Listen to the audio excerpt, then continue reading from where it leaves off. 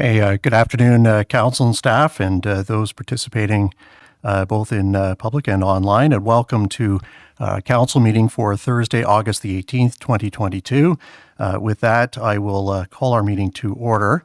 And with our second item on the agenda, I'll look for an adoption of the agenda.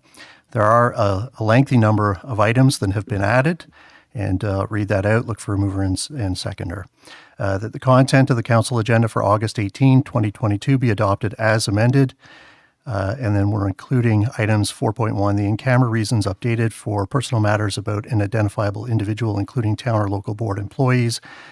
And I'll speak to that further. 8.1, deputation added, water agreement with the town of New Tecumseh. That's going to be through Mr. Fryer.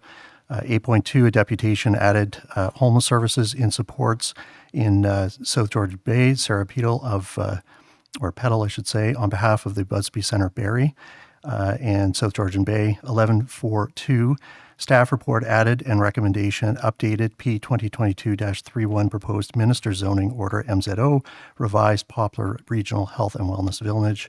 12.1, staff report added C 2022-25, Collingwood Grain Terminals revitalization. 16.5, consent agenda item added Live, Work, Learn, Play, Inc., Poplar Regional Health and Wellness Village, support for motion August 16, 2022. And 16.6, consent agenda item added Collingwood General and Marine Hospital, proposed MZO, Poplar Regional Health and Wellness Village. I'll look for a mover and seconder to adopt, and then I know that there are some items that will defer, and I'll look for a motion to defer those in a moment. So mover and seconder, please.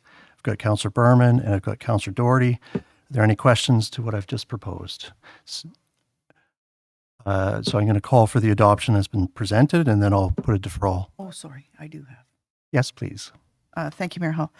I'd like to request or confirm with respect to the agenda, staff added 11.4.2 ahead of 11.4.3, which was my motion of the options that was tabled at our SIC meeting. And so I'd like to move 11.4.3 ahead of the motion contained in 11.4.2 by staff, but understanding that staff have an update that council will want to receive in either case. So we would receive that staff report ahead of that.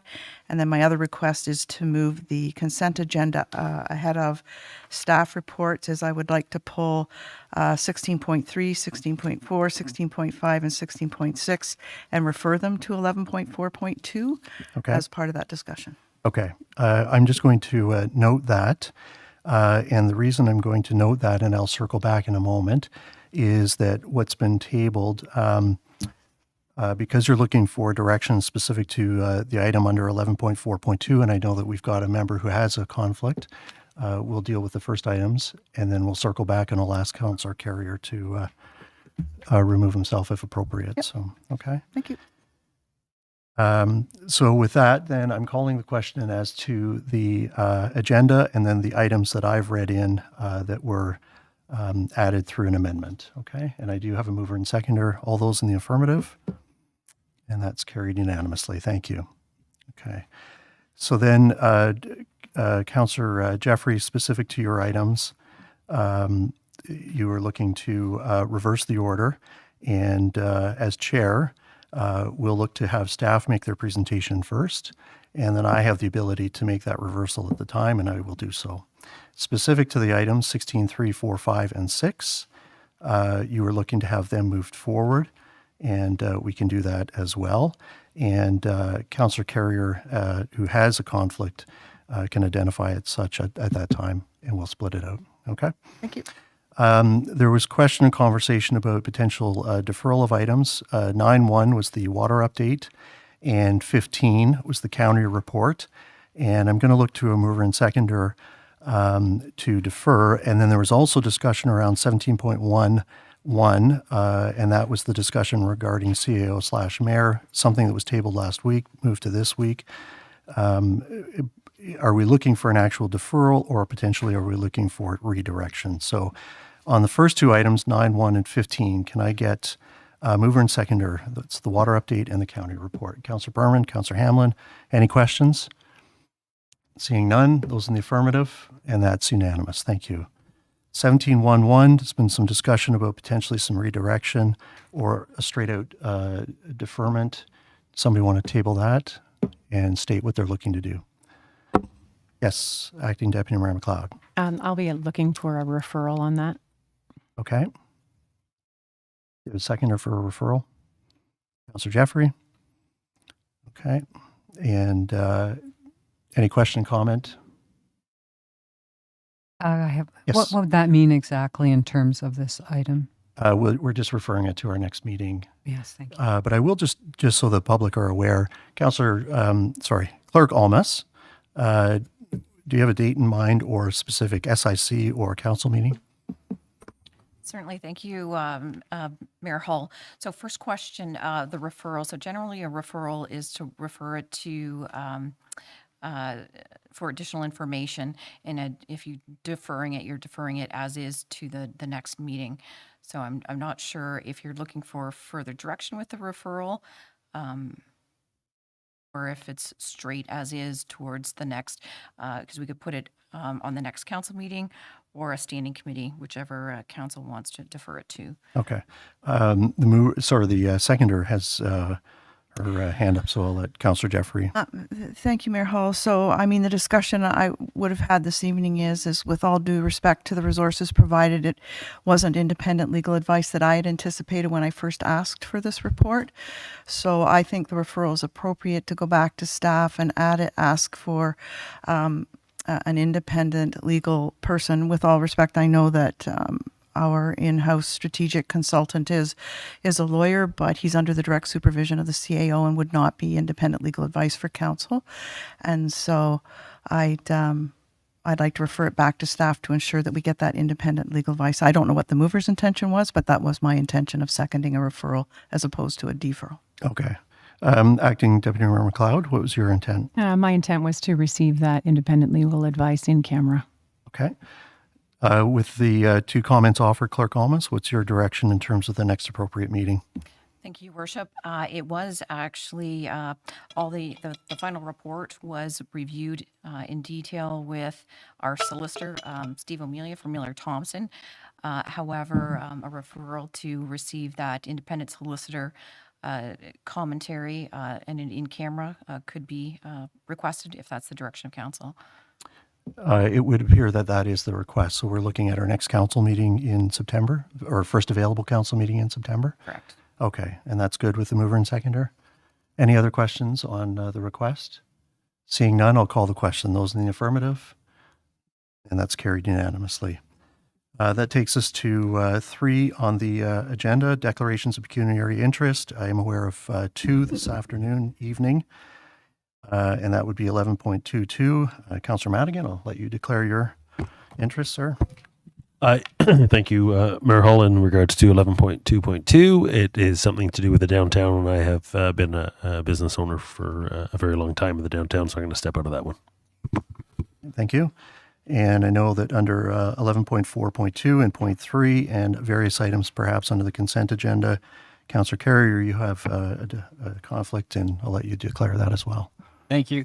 I was not in attendance at the Thursday, August the 11th SIC meeting, and I did submit by the process online a declaration of code of conduct disqualifying interest, but you're still supposed to make the verbal declaration. This is my first opportunity to do that. So regarding the Thursday, August 11th meeting, items 5.1 and 6.1 on the agenda were to deal with the Regional Health Center. As I've stated in the past, it is a disqualifying interest for me under the Code of Conduct because of my longtime friendship with the landowner, Mr. Dupoche. On today's meeting, it does continue again under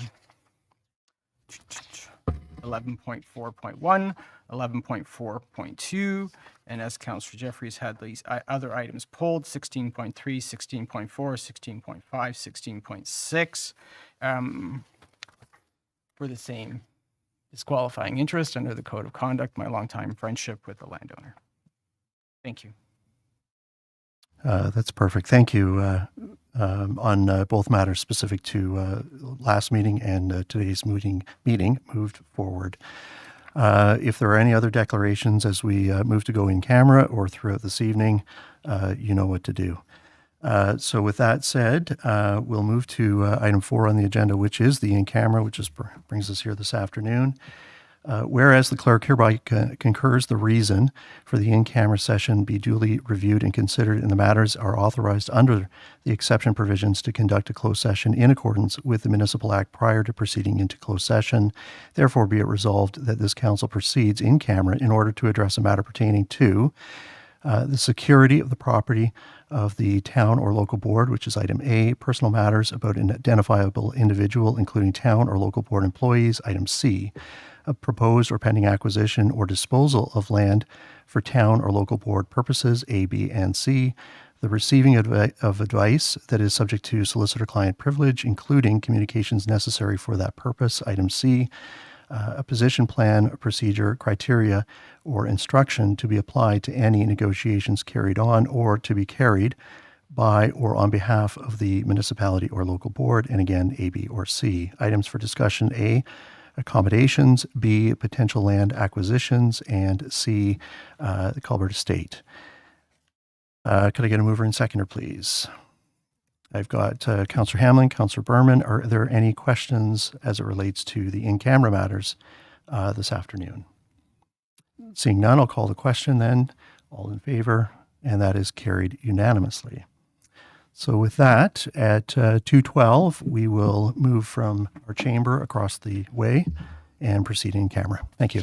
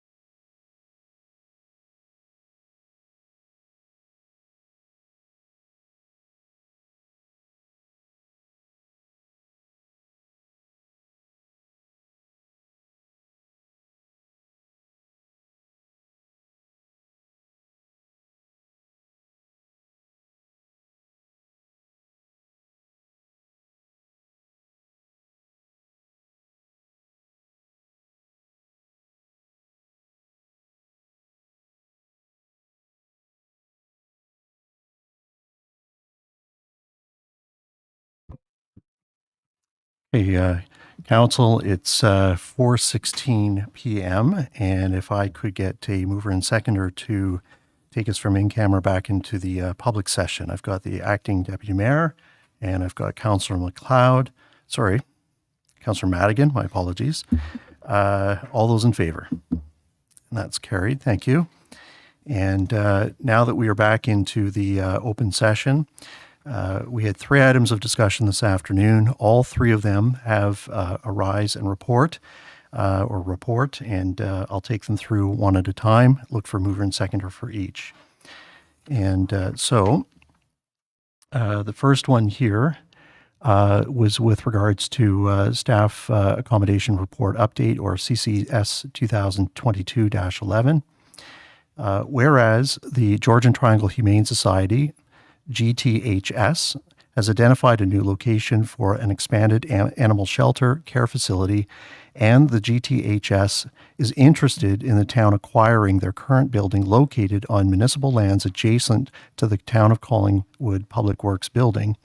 And whereas the town has identified a municipal need for current and future accommodations, now therefore be it resolved, the council instructs staff to enter into negotiations with the GTHS to acquire their current building located at 545 10th Line following the completion of their new development. Could I get a mover and seconder, please? And I've got Councillor Madigan. I've got Councillor Hamlin. This matter was dealt with in closed session, but I will ask one time if there is anyone that has question, comment. Seeing none, those in the affirmative, and that's carried unanimously. Thank you. The second item was with regards to land acquisition, and I'll table this, that council herein receives staff report C 2022-27 regarding the potential acquisition of 84 here Ontario Street for the upset limit of $1.7 million, inclusive of a charitable contribution in the amount of $100,000.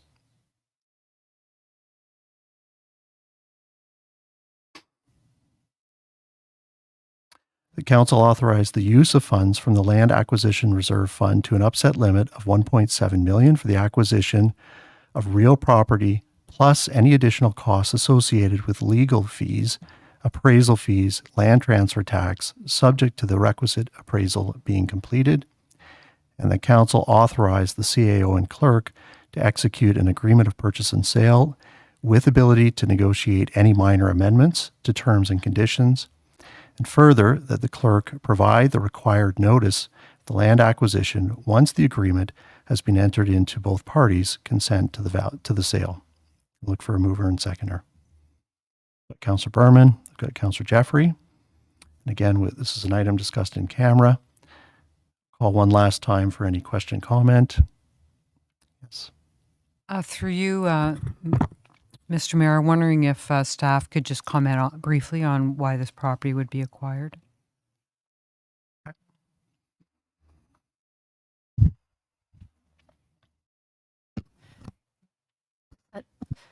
Thank you. Through the chair to Councillor Hamlin. The property is being acquired as a future strategic acquisition for the town, and there would be some conversations to come with council and the public around the future use of the property. Thank you. Thank you. Okay, I'll call the question then. Those in the affirmative? And that is carried unanimously. Thank you. And that takes us to the last item. And this is in reference to the Culbert Estate. The council instructs staff and municipal solicitor to pressure the court to expedite the hearing of the Culbert Estate matter and continue to pressure the Office of the Public Guardian and Trustee for assistance. Mover and seconder, please. I've got Councillor Jeffrey, I've got Councillor Carrier, and again, item discussed in camera. I'll ask one last time. Any question, comment? Seeing none, then I'll call the question. All those in the affirmative. And that is carried. Thank you. Okay, with that completed then, we will complete this portion of our meeting, and we will look to reconvene at 5 p.m. this afternoon for the second part of our council agenda today. Thank you.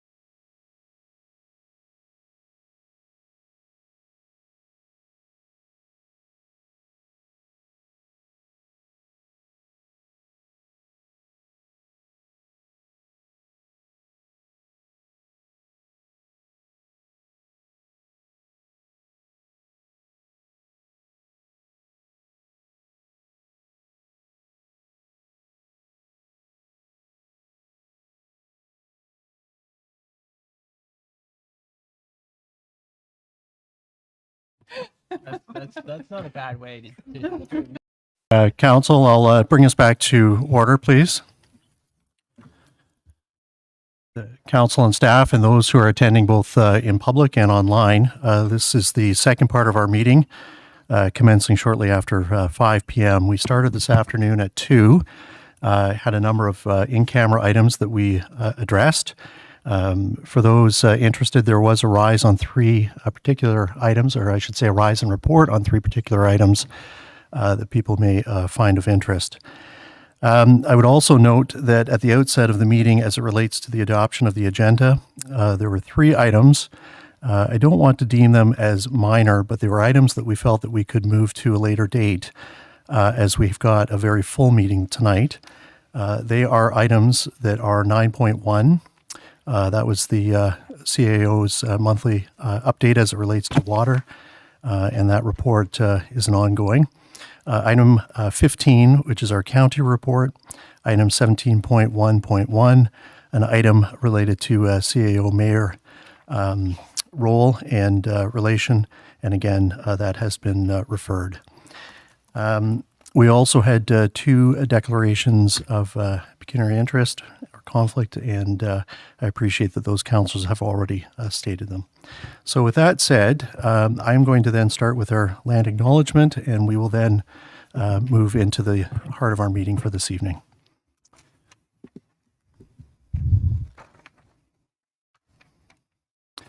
For more than 15,000 years, the First Nations walked upon and cared for the lands we now call home. Anishinaabek, Haudenosaunee, Ojibwe, and many others who were families, friends, and communities the way we are today. The town of Collingwood acknowledges the Lake Simcoe-Nottawasaga Treaty of 1818 and the relationship it establishes with the original inhabitants of Turtle Island. We acknowledge the reality of our shared history and the current contributions of Indigenous people within our community. We seek to continue empowering expressions of pride amongst all of the diverse stakeholders in this area.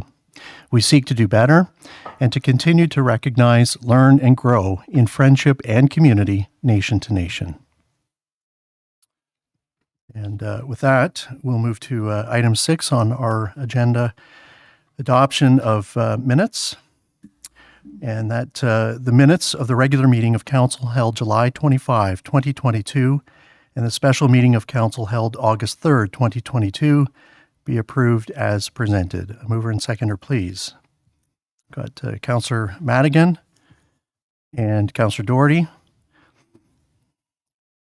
Any questions prior to calling the vote? Those voting in the affirmative? And that's unanimous. Thank you. Are there any, or is there any, business arising from the previous minutes? Go to item 7 on the agenda, community announcements. I'll start with Acting Deputy Mayor McLeod. Thank you so much, Mayor Hall. I first want to say congratulations to Councillor Doherty, who was elected earlier this week to the board of the Association of Municipalities of Ontario at the AMO meeting in Ottawa. She is a member, as we all are, of the Small Urban Caucus, and that also makes her a director of the board of the Ontario Small Urban Municipalities, otherwise known as OSM. So congratulations. And I was happy to see that all the people I voted for got in. So that was great. And I would like to, yeah, I think we should do that. Absolutely. Congratulations. Thank you. In addition to that, I am happy to offer happy 10th anniversary wishes to UPIC parties. They are celebrating their anniversary on Saturday afternoon, and we will be having a little celebration there, and I will be glad to represent council as we do that, and wish them all the best for another decade in business. So there we go. Thank you. Councillor Madigan. Thank you very much. I too want to congratulate Deb. She did a fantastic speech. We had the opportunity to sit. This is when we were at AMO representing the town of Collingwood, and Deb did a great job, and I'm very proud of you, non-condescendingly. Your speech was amazing. You were the clearest, the most concise, and the most professional. So it didn't surprise me that you got on. And secondly, I would like to wish Councillor Hamlin a belated birthday. She brought us some luck when we met with the minister that day and added no pressure to it. But happy belated birthday from myself, and it's important to celebrate those. And I have the opportunity tomorrow to go to a grand opening for Lux. It is at 14 Huron Street, and it is a new hair salon. So with the abundance of salons in the area, this is just another great one that's going to come into our community and have a lot to offer. So thank you very much. Thank you, Councillor Madigan. Councillor Doherty? I have nothing this evening. Councillor Berman? I have nothing this evening, thank you. Councillor Jeffrey? Nothing this evening. Thank you, Mayor Hall. Councillor Hamlin? I have nothing, but I just now have to say thank you for the birthday wishes. And you'll be happy to know my birthday cake is still in the fridge because I got home so late from Ottawa on the AMO conference last night. And guess where I am tonight? So I'm just hoping it's still fresh tomorrow, but thank you. Councillor Carrier. Nothing for me this evening, Your Worship. Thank you. Just briefly, an acknowledgement to the members around the table that included our acting deputy mayor, Councillor Madigan, Councillor Doherty, and Councillor Hamlin for attending the Association of Municipalities of Ontario at the annual conference in Ottawa. I also appreciate staff in attendance, CAO Skinner. We had an opportunity, or I should say they had an opportunity to make a deputation to two very important items. One of them on the agenda this evening, the other an item that is important to the community and will be for years to come. The first being the Poplar wellness proposal, the second, the issue of affordability and specific to housing. So one, thank you for attending, and two, representing the community well. I too would echo my sentiments and congratulations to Councillor Doherty on her election at AMO. I've said it before and I'll just say it again. I know that yourself, Kathy Jeffrey, Councillor Jeffrey, apologies, who represents us at FCM, for those who are not familiar in the work that they do, the work that these representatives do, it is exceptional value that they sit and work with their peers both across the province and across the country and bring the knowledge and the resources that are available through those two organizations back to our community. So thank you for continuing that work that has gone on for many years with the exception of a notable 4. And lastly, thank you to members around the table who do step up to attend various events in my absence. I think it is only appropriate that you would attend a hair salon event tomorrow, as that is one of my greater challenges. Thank you. So with that, we do have a couple of deputations this evening. We have the first being specific to the water agreement with the town of New Tecumseh, and I'll invite Mr. Fryer to come forward. Thank you. Welcome, Mr. Fryer. Can you hear me okay? I'll just mention it's with the air conditioning, it's really tough to hear tonight. Okay. Tougher than I remember before, so I don't know whether maybe the seats are a little further back. So I just wanted to make sure that I was being clear. Yeah, please. Okay. So thank you, Mayor Hull, Acting Deputy Mayor McLeod, and councillors for allowing me this opportunity to address you on the proposed 2022 New Tecumseh Water Supply Agreement agenda topic. I made requests for this prior to seeing just how extensive today's agenda is because of some outstanding questions from the earlier committee sessions. I was also fearful that you'd be 3 hours in camera today when I saw that you had those topics, but I was glad it wasn't long and some very interesting news coming out of your Horizon report. But over the last couple of days, there have been discussions with staff, but not enough time to complete the inquiry process. Staff have been extremely busy this past month and also won't be presenting their latest comments until later on the agenda. Therefore, there is a degree of uncertainty as I make my comments now on what will be covered then, but this is the only opportunity. Due to the packed agenda, I will keep my comments well within the allotted time. In order to do that, though, I won't be providing background or my prepared related reviews of the due diligence process I have been undertaking this term. Council has already been in receipt of those, and any others from today will be provided in the next day or two in written form. I'll begin by submitting that Staff Report T 2022-09 for item 12.2 proposes a new clause to cover what was referred to last meeting as further discussions on extreme budget overages. What is proposed epitomizes an overall assessment I have reached about the agreement. Why does only New Tech get a right to withdraw? Staff, I am certain, will review about this later on. Hopefully there can be an explanation as well about the wording in the last sentence of the proposed new term. It makes reference to the original agreement as a basis of New Tecumseh's 6,000 cubic meters capacity, which apparently will be purchased for $6.5 million. An outstanding aspect of my question about this reference is that staff has indicated that there isn't a legal opinion, or at least one that can be shared publicly, that determines the original agreement stipulates New Tecumseh actually has 6,000 cubic meters of capacity. Staff also has confirmed that there are no legal opinions that there is a liability issue for Collingwood in regards to the 18.5% interest matter either. There is a similar situation regarding my request to see a business plan that examines municipal water rate projections with sale of water to New Tecumseh compared to without. Therefore, there also doesn't appear to be an actual business plan that can be released publicly. Being familiar with 2014's business plan process that was underway on a proposed plan expansion for the water sales to Bradford, I am aware that this can be necessary when negotiations are ongoing. That being the case, I have identified to Council in the past that because of my 25 years of background relating to the water sales to New Tecumseh, it is difficult to simply accept the details that can and have been provided.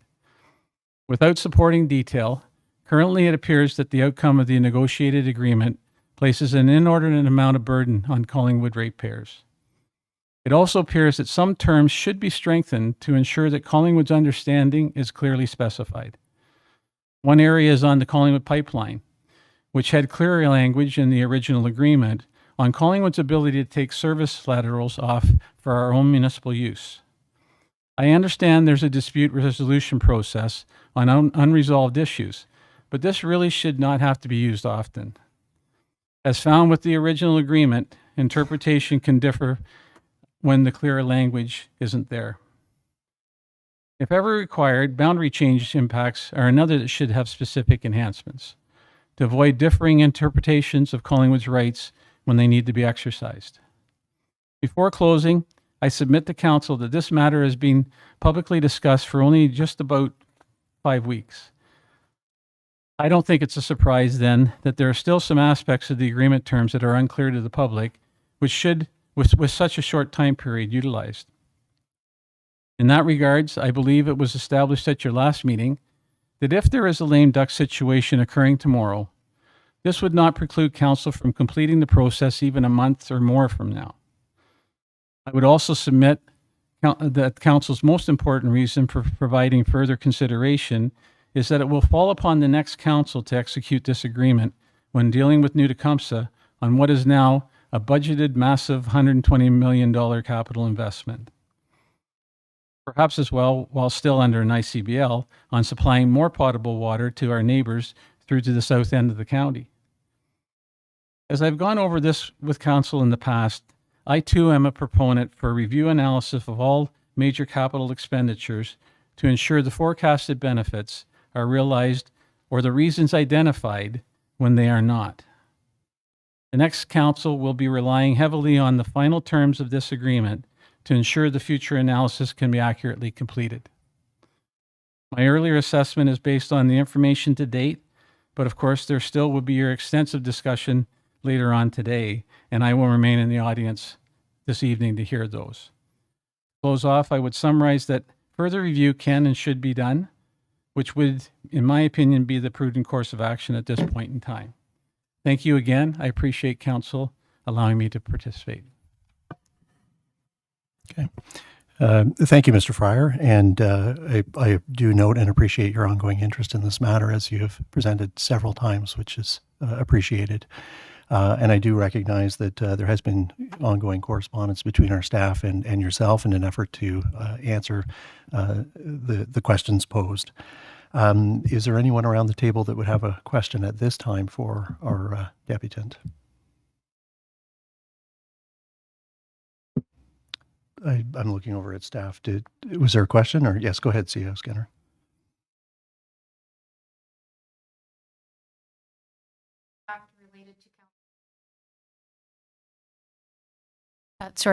Chair, Your Worship, there's one fact related to the Council's ability to make decisions in what timeframes that at the appropriate time I would ask the clerk to respond. Okay. If there are no specific questions then for Mr. Fryer at this time, then thank you. And I note that you'll be staying for the presentation and Thank you again. Discussion. Thank you. Okay. So I will take this opportunity at this time, Clerk Olmus, if you would like to speak to the matter specific to lame duck. Thank you, Your Worship. Further to the concerns regarding the implications of financial liability that will be placed upon the next council if the New Tech Water Agreement is finalized this week. Please note the council has been working on negotiations through staff since at least 2019, and the matter is being brought before council on Thursday in advance of whether or not this council will be in a lame duck situation. Council is being requested to approve the agreement in the form presented, with only minor grammatical matters being updated as may be necessary to the satisfaction of staff. Municipal councils regularly enter into multi-year agreements that do overlap council terms, and this is not in contravention of the Municipal Act. There remains a termination clause in the agreement that any council may act upon. We have reviewed this with our solicitor, and he's confirmed that this is satisfactory and appropriate prior to the potential lame duck situation, and particularly as this council has been working on the matter for several years. It is important to note that lame duck speaks to any financial liabilities or costs that exceeds $50,000 in an election year, and this would be applicable. Thank you, Clerk Holmes and CAO Skinner. We have a second deputation this evening, and that is for homeless services and supports in South Georgian Bay. And Clerk Holmes, is this a presentation that is virtual? And now looking up. Yes, Your Worship. Okay. And I understand it's Sarah Peddle. And Sarah, have I pronounced your last name correctly?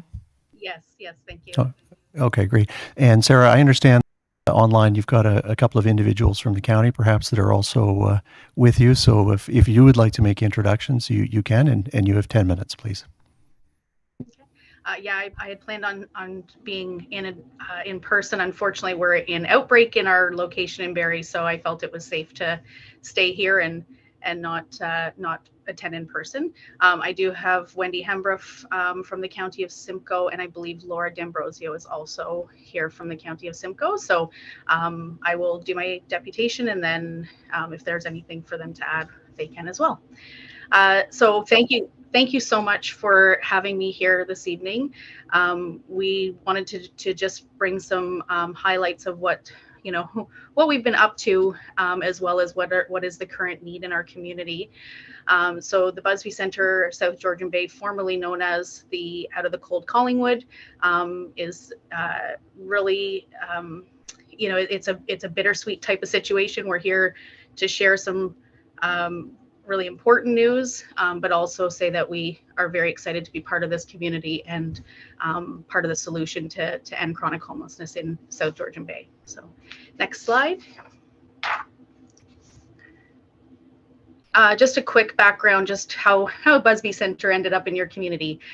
So the Out of the Cold Collingwood task group had worked really hard to get an Out of the Cold program running as homelessness was starting to become more prominent in your community.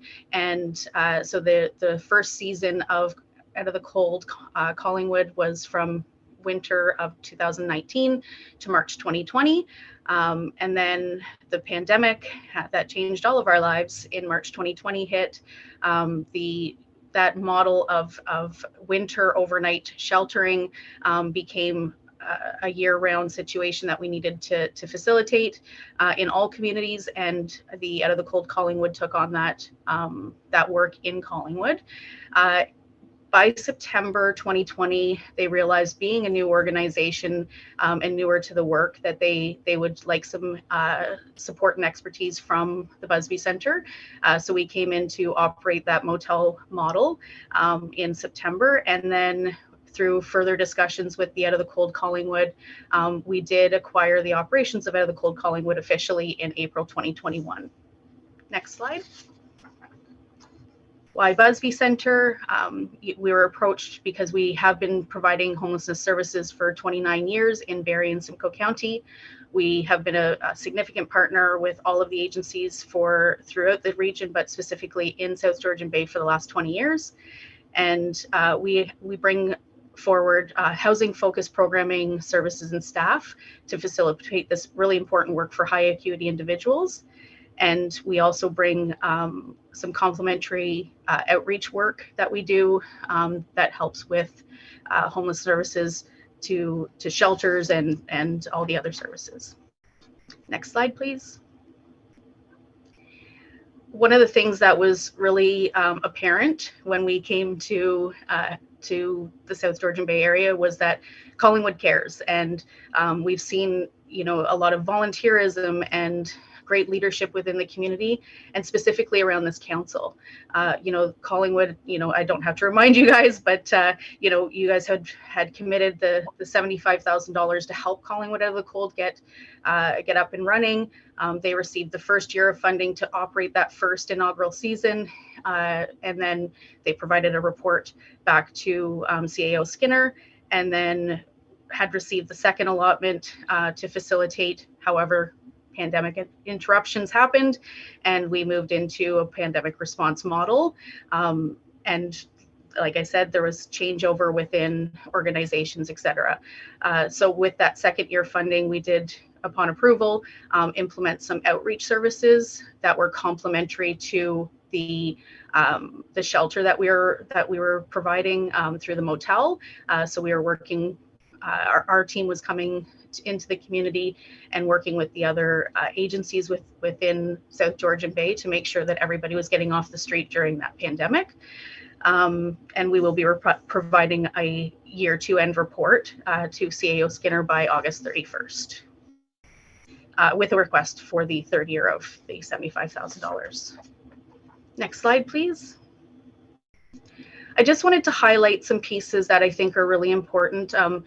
The Simcoe County Alliance to End Homelessness in the County of Simcoe embarked on a mandated homelessness count. I think this was our 4th one over a number of years. So 2022, January 25th to the 27th, the agencies across the region were surveying individuals and working with different institutions to get a true snapshot of what's happening within our communities around homelessness. And what we found in that snapshot of those couple of days, essentially we found that there was 722 people counted that were experiencing homelessness on those days within our communities. 441 of those completed surveys, and 6% of those surveys were conducted within the South Georgian Bay region, or reported. In the overall numbers, 30% of the population are identifying as Indigenous, which is up from years past. So we're seeing that more people within the population are Indigenous or identifying as Indigenous. 73% are experiencing mental health concerns, and 61% are experiencing substance use issues. 15% of the individuals that were surveyed had lost their housing due to COVID, and I will speak to a couple of the different reasons why that happened. Then the report also drills down to localized areas, and for the South Georgian Bay region, some of the statistics that I found really interesting, and I would think you would as well, is that 63% of the population within South Georgian Bay were staying in shelter during that time, and 19% of the individuals were part of the hidden homeless community. So staying on couches, staying with friends or family, and essentially just being hidden from the homelessness services. 56% are experiencing chronic homelessness. So that is people that have been experiencing homelessness for more than 6 months. And so the number of chronically homeless individuals is definitely growing in all communities, and specifically in South Georgian Bay.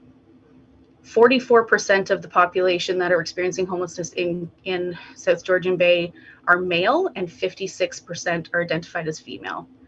23% are youth, 54% are adults between 25 and 54, and 18% of the population are seniors. So those are really important numbers to think about. 18% of the population that's experiencing homelessness being seniors. Obviously, there's additional health concerns and other related issues for people that are in the senior population. So we're very concerned about that number. Next slide, please. So what we saw specifically in the last 2 years, so from January the 1st to December 31st, 2021, our unique individuals that we served at the shelter was 101 unique individuals. And from January of this year to July of this year, we've already seen 105. So we're 7 months in, and we've already seen the same amount of people that we saw in that year prior. So we know that the numbers are growing. And there's reasons behind that. A few of the reasons to mention, but not limited to these reasons. But the pandemic, so as much as there were some people that were couch surfing, there was also a lot of people that were asked to leave couch surfing situations. So they found themselves street homeless and needing to come into shelter. Also family breakdown. So, there was a lot of struggles within families during the pandemic, again, being locked down and that kind of stuff, that unfortunately we did see a high prevalence of marital breakdown, and one of the partners may have needed to come into shelter. Housing affordability. So the income gap between, the gap between income and housing just continues to widen. People that are on Ontario Works or Ontario Disability or on old age security, very fixed incomes, they are seeing, so somebody on Ontario Works is getting roughly $400 a month for shelter, and somebody on Ontario Disability is roughly $600 a month for shelter. You can't find a room to rent within the region for, the average is usually about $750. We've been looking again today, and it was anywhere from $750 to $850 plus utilities for a room to rent. So that gap is widening for affordability and income. Also, the housing availability. We know that there was quite the housing market boom there for a bit, and a lot of individuals that had been, landlords to some of these houses that had multiple rooms for rent were deciding that, it's obviously investment for them, and they did sell the homes, and unfortunately those individuals were left without a place to stay. We saw that quite often, and just not enough housing built. So we're not seeing, again, part of it is the pandemic, part of it is funding allocations from different levels of government, and just in general, but there's just not enough affordable housing builds that are ready to go and ready to house people. So there's definitely a gap there. And also people that are needing more support. So the shelter system has now become more of a care facility versus what was traditionally known as shelter was, you come, you get a hot meal and somewhere to stay warm and somewhere to sleep until you found housing. Now there's added complexities. We are working with life preservation for people that are struggling with addiction, a lot of mental health support around, when people are in psychosis and that kind of stuff. Also, other systems that are struggling to find housing for individuals are now people are ending up in shelters. So people that might be in the developmental services sector, there's a lot of individuals that are coming in with more complex needs around being on the spectrum of autism, whatever the case may be. So the shelter has become kind of a little bit of everything to all the sectors and all the people. So we're really trying to, do the best we can, really. And then the last piece is that the pandemic response funding, as we know, is essentially over, and most communities have gone back to business as usual, back into their shelters. So most motel and temporary shelters that were set up are now closing. We are seeing people coming from different areas, and that's why our outreach team is so important, because what's happening is when people are showing up, our outreach are working with those individuals to warm transfer back to their communities if that's where their supports are, so that they're not coming and starting from scratch in Collingwood into an already taxed system. So we are, that's one thing that's really, really been important in the work that we're doing for both Collingwood, South Georgian Bay, and Barrie, is that work, because unfortunately, as people get displaced in other communities, they tend to want to go to where, go see if there's anything else in another community, and we're really trying to avoid that as much as we can, and I think we've done a really good job with that. This is not a unique situation for our communities within this region or province or country. This is widespread. The inflow to homelessness definitely is exceeding the outflow to housing. So that's why it's really important for us to be working with partners and really be focusing on what's happening right now as the demands increase and there is a need for shelter, but also those longer term solutions of focusing on housing for all. Next slide, please.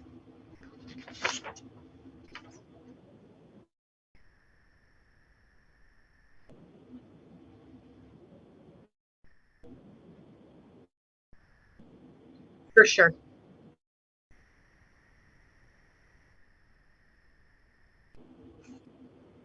For sure. So partnerships are really important. We are working with the list of partners that are on this list here. One of the ones that I really want to highlight is with the mental health response unit. So we have a bed that's dedicated to OPP for individuals, and that's 24/7 access for individuals that OPP might be coming across that need that extra support. So they are bringing them to the shelter for that warm transfer, and again, shelter into the shelter system. And then also the outreach services. So there's a group of agencies that work together. We meet it pretty much every second week, and we are working on how we can collaborate, how we can leverage each other's services so that we're not duplicating and meet the needs that are consistently growing. The Busby Centre has also implemented a South Georgian Bay planning task group. So that is looking at what's happening right now, but also future strategic goals for Busby Centre. Next slide, please. So what's next? The Busby Centre, South Georgian Bay, is continuing the hotel model as we don't have another venue to go to. So we're trying to bridge that as much as we can with the transfer assets for Out of the Cold. And that's something that's really important to us because the need is there. And then the County of Simcoe has allotted $60,000 for winter sheltering. So we're also looking for additional funding to make sure that those long winter months are covered for the work that we need to do. And then we're looking to find and establish a new location or a permanent location that has emergency homelessness response and housing services, as it was recommended in the feasibility study. And obviously, together we can advocate to all levels of government, specifically the province and the federal government, so that we can make sure that there's affordable housing built and there's responses set in place. Busby Centre, South Georgian Bay wants to be part of the solution to end chronic homelessness, and we're really excited to be partnering with everybody on that. Next slide. The county, and they might speak to this, but the county is doing a full service review at this time, so that we can look at what the needs are and make sure that funding is going to the demands as well as those future developments. But there is a gap within the funding that's happening now. So that is something that we're really focused on. We are asking that the third year funding that was committed prior to the pandemic for the $75,000 continue to assist us with the continuity of the motel or an alternative location. So we hope that will still come to fruition. And yeah, we really are committed to looking for solutions moving forward because we know that the need is here. It's very real. We're seeing it in the community, and we want to make sure that everybody has a safe place to be as the winter starts to come and beyond. Next slide. And that is everything. I just wanted to say thank you to the staff and the town of Collingwood for all of the hard work and dedication, and all the residents within South Georgian Bay. Everyone has been amazing, and we couldn't do it without a collective support. So thank you so much. And thank you for your presentation this evening.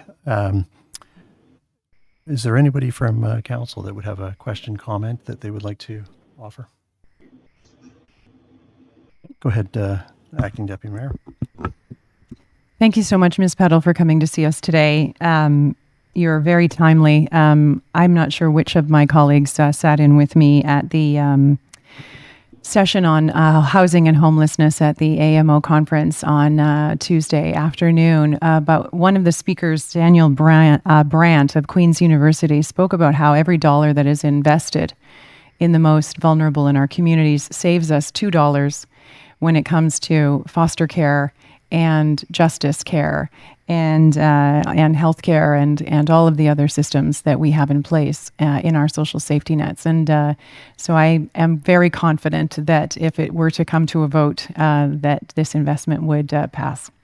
And I thank you for your time. Thank you. Is there anyone else that would like to offer comment? Sarah, if I could ask you just to clarify, we were running a motel program here in Collingwood, and at the county, a decision was made that the motel program would come to an end. And there were a whole host of reasons, and as to the rationale, et cetera. But could you just articulate again? It was part of your presentation. You touched on it. But specifically as it relates to Collingwood, I guess question one would be, one, is the motel out on Beechwood Road still being used in operation? Two, if it is, how long is that going to be maintained? And I guess maybe is that dependent on the funding request that you're making? Thank you. Yes, so the operation is still in effect right now. We have moved to only overnight accommodation. As we can, that's the staffing model that we can afford right now.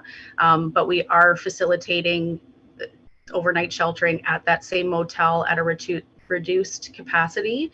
The Busby Center board had approved to use, like I said, the assets that were brought over from the Collingwood Out of the Cold to make sure that that continues. We're not sure how long that will continue. We are trying to, like I said, stretch it through until at least the winter, but we also have a very long winter to get through. So yes, the $75,000 will be very important to make sure that we can make it through. Okay, thank you. As one of the representatives of the county, I just appreciate that clarity, and I know it was brought up earlier today in a different context, and I just wanted to make sure that there was clarity, so I appreciate that. Again, thank you for the work. I know that there were three of you as part of the presentation, and we appreciate all three of you being with us tonight. Sarah, I just want to maybe extend a note of thanks to you and to your frontline colleagues. To be able to provide a person in their maybe most dire with the dignity and care and respect that you do, it's work that just cannot be understated in terms of its level of importance and the role that you play. The system doesn't work, and it's failed many of our most vulnerable, and you were there to provide, I'm going to say, the thumb in the dam, while we around this table and others tried to come up with solutions to some of these significant issues. So, and I say that, and just for the benefit of those who are maybe watching, as somebody who is not running for office, I'm not saying that for platitude and to make a headline. I mean that with sincerity. So thank you very much. I appreciate it. Okay. Thank you. If there are no other questions then, again, to all three of you, thank you for making the time this evening. And I have no doubt that somebody around the table will likely pull or table the request that you've made for consideration. Okay, thank you.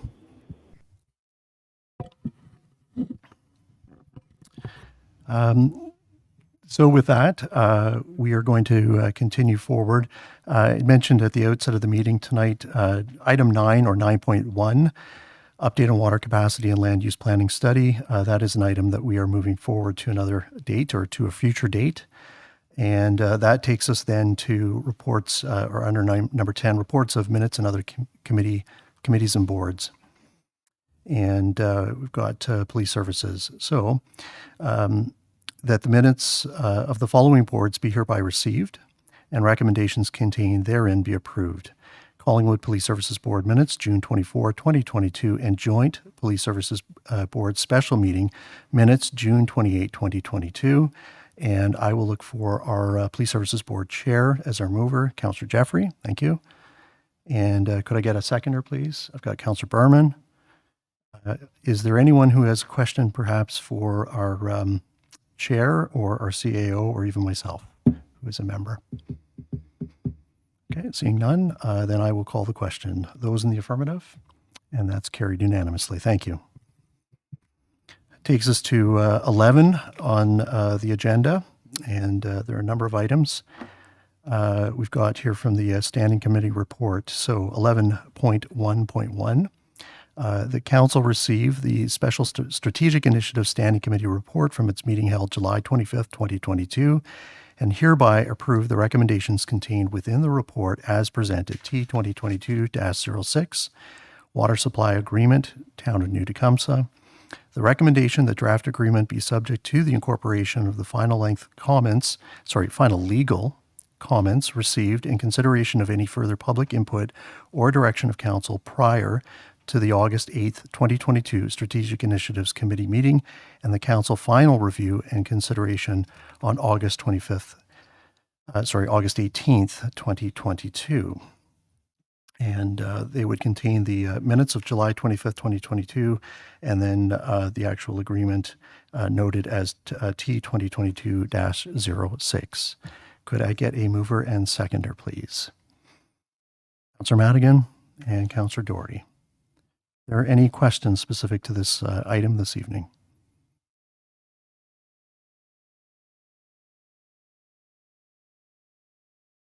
Seeing none, I will then call the question. All those in the affirmative specific to this item.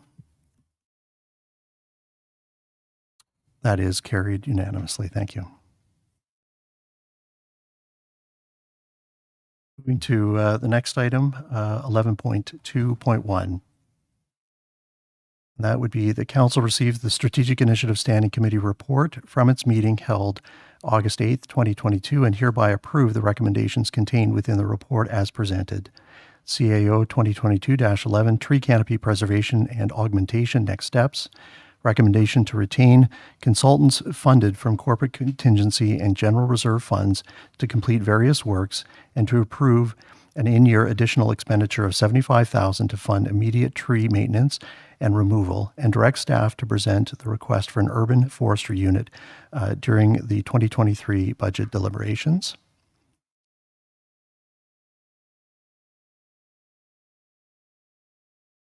The next item, Councillor Carrier, before I read this in, do you have a declaration as it relates to fire service?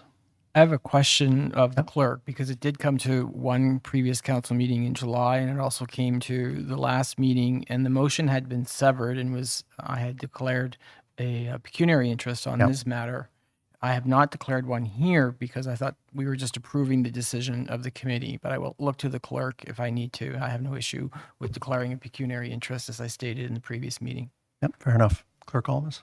Thank you, Worship. To address Councillor Carrier's request, I would recommend declaring an interest specific to the fire services capital budget request. Thank you, Your Worship. Therefore, I'll declare a pecuniary interest in the matter relating to the fire service budget, as my company does recover funds for the fire service to be used in capital purchases. Okay, thank you. So in that case, what I will do is I'll split them out, and with Council's indulgence, I'm going to proceed first with the environmental services, then I'll move to New Tech, then we'll have you move for the last item. And bear with me if I get this wrong the way I did a couple of weeks ago. I think I read it in backwards, and that is that T 2022-07, advance budget approval, specific to the environmental services 2022 and 2023 capital budget items. And there are two, we're splitting them out. And the second item, the one that I'm putting on the table at the moment, is budget for purchase of 15 replacement ZW500D membrane filter cassettes with expected delivery installation in fall 2022, and advance budget approval for the purchase of 2 ZW1000 membrane filter cassettes with expected delivery installation in spring/summer 2023.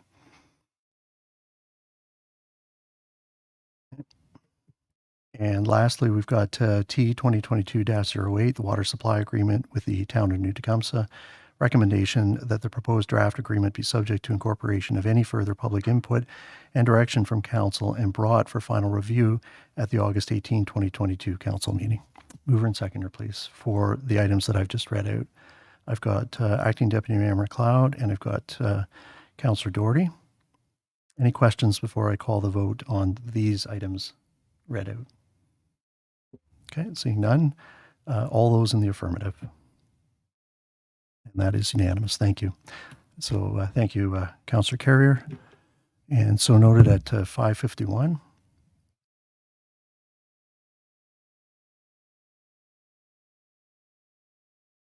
And if the Acting Deputy Mayor and Councillor Doherty are okay, I'll use you move and second this one as well. And again, so we're looking at T22 2022-07 advanced budget approval, but this item is specific to the fire services. And it's a recommendation to advance purchase order for a replacement pumper for the fire service. Any questions before I call the vote? Okay. Seeing none, all those in the affirmative? And that's carried unanimously. Thank you. And we'll ask Councillor Carrier to return within 5:51. So make it 5:52 to make it look like we did something. That takes us to the next, and Councillor Madigan. This is 11-2.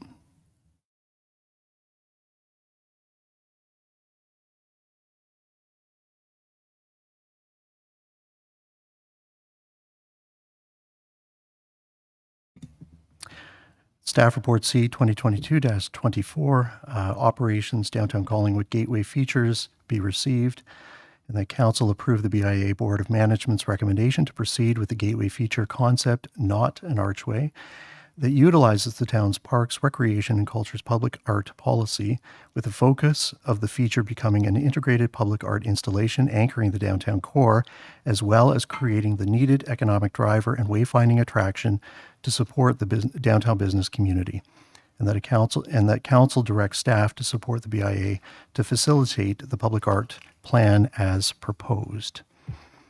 And as noted at 5:52, Councillor Madigan stepped away after declaring conflict. Can I get a mover and seconder for this item? We've got the Acting Deputy Mayor and Councillor Jeffrey. Any questions related to this item? Yes, please.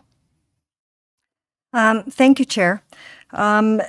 During the AMO conference, we did have presentations, a number of presentations, in fact, with regard to relations with our Indigenous peoples across the province of Ontario. And one of the matters that was discussed was the fact that while virtually every municipality in Ontario sits on the lands that were originally lands owned by or cared for the Indigenous peoples of that region, virtually no municipality has recognition of that fact in its heritage or in its art installations or in any other way. And this, it was noted that we can compare this lack to municipalities in British Columbia, where one can go into a municipality and it's very clear from totem poles and other representations that these lands were once occupied by the indigenous peoples. Therefore, I would like to bring forward a motion that I will table at the next meeting of council, that as part of the exploration of art opportunities, that the BIA be instructed to explore the notion of an Indigenous art installation for our downtown. Okay.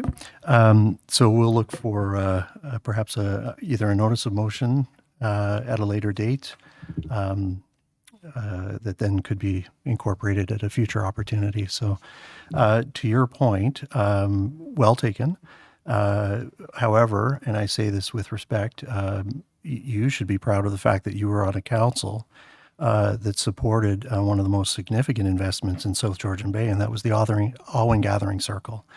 And, not only is it a landmark, but it's a significant art installation. So kudos to you. But definitely worth, and my only comment would be that let's not limit it to the BIA. Let's make it community-wide when you bring your notice forward. So Thank you. food for thought. So with that then, and I apologize. I've read it out, but did I get a mover and seconder specific to the item? I did? Thank you. Okay. With no further question or comment, then I will call the vote. Those in the affirmative. And those opposed?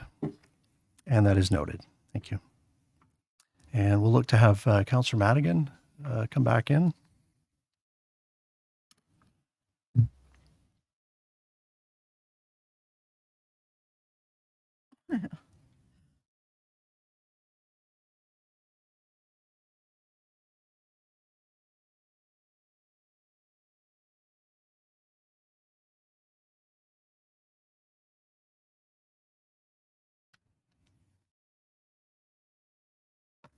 Okay.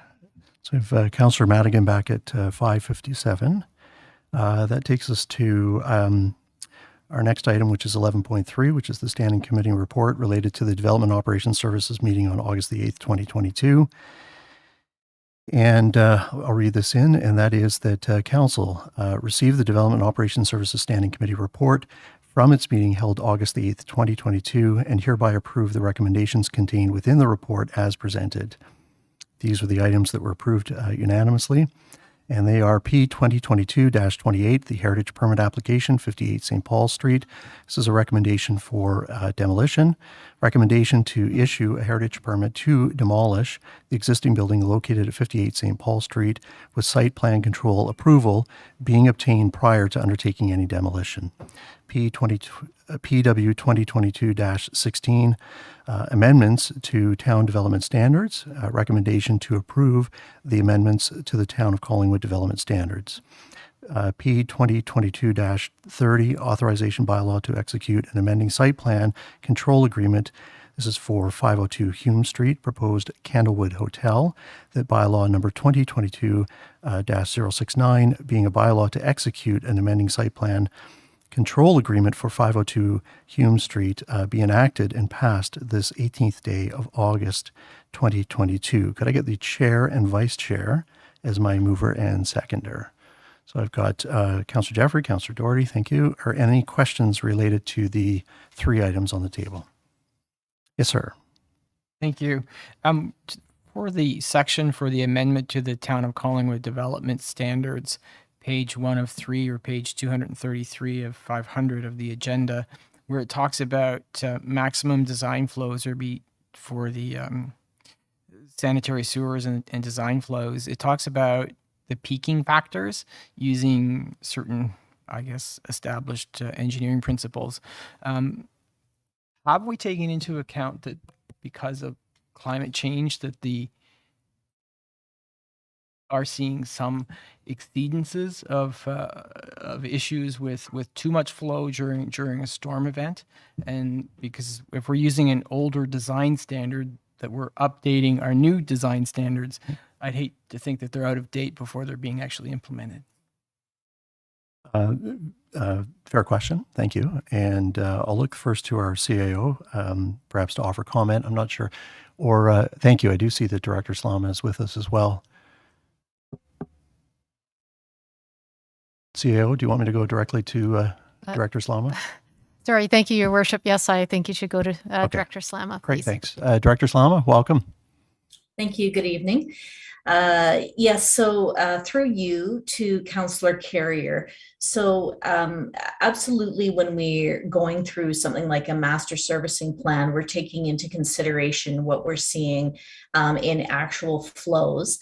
And what has been presented in these changes to the standards is what was determined through our review of actual flows in Collingwood. And therefore we established those in 2019. And just keep in mind that we will move forward with updates to our master servicing plan every 5 years. And this is our opportunity to regularly review what we're actually seeing and experiencing in Collingwood.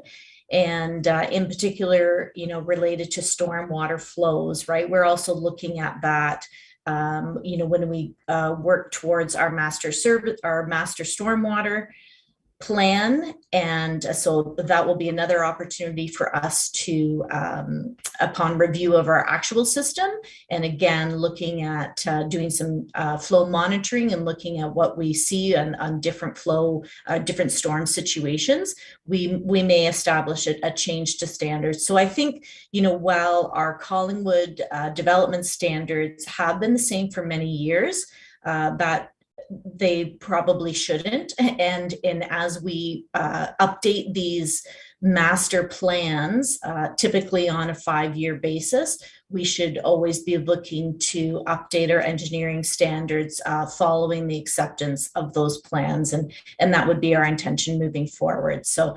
this is our standards today, but we keep in mind that we may need to refine those or change those in the future. Thank you. Great. Thank you. Excellent. Thank you, Director Slama. If there are no other questions, comments, then specific to these items, I'll call the vote. Those in the affirmative, please. And that is carried unanimously. Thank you. This takes us to last item from Development Operations.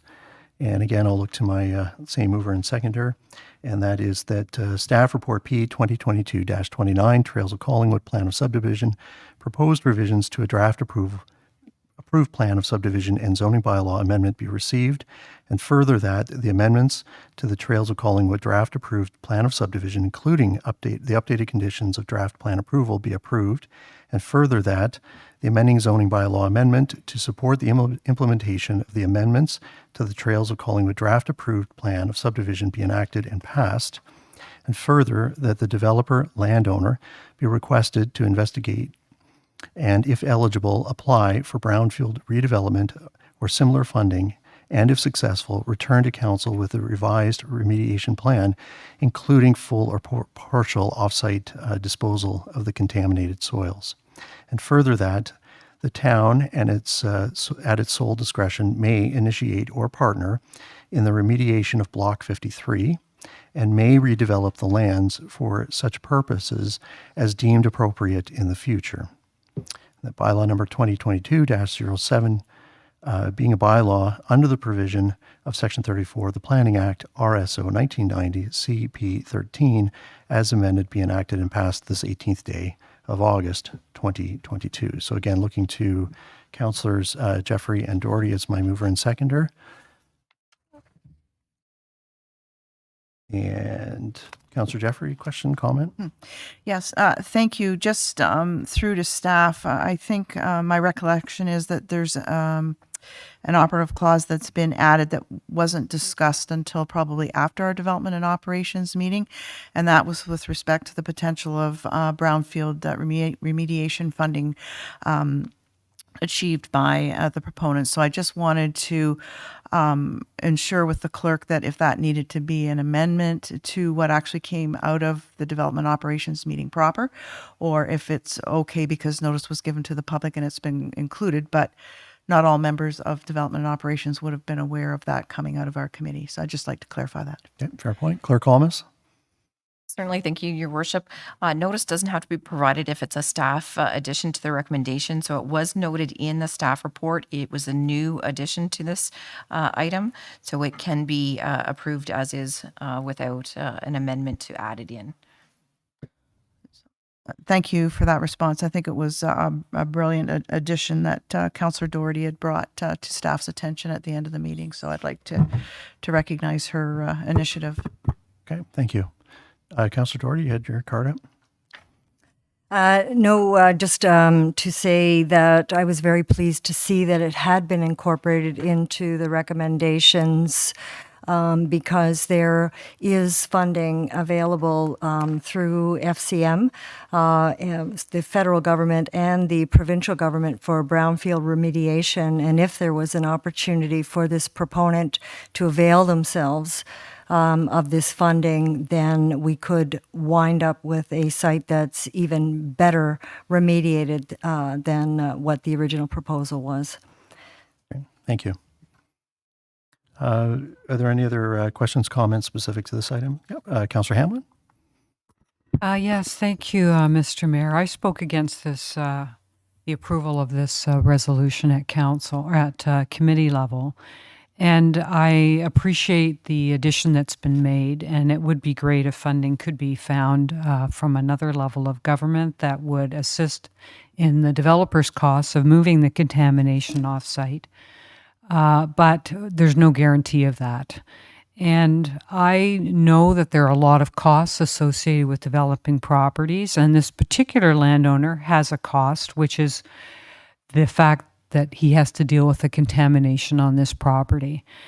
I don't believe that we should be allowing anyone to have a residential community in our town where they're going to store the contaminated soil on site.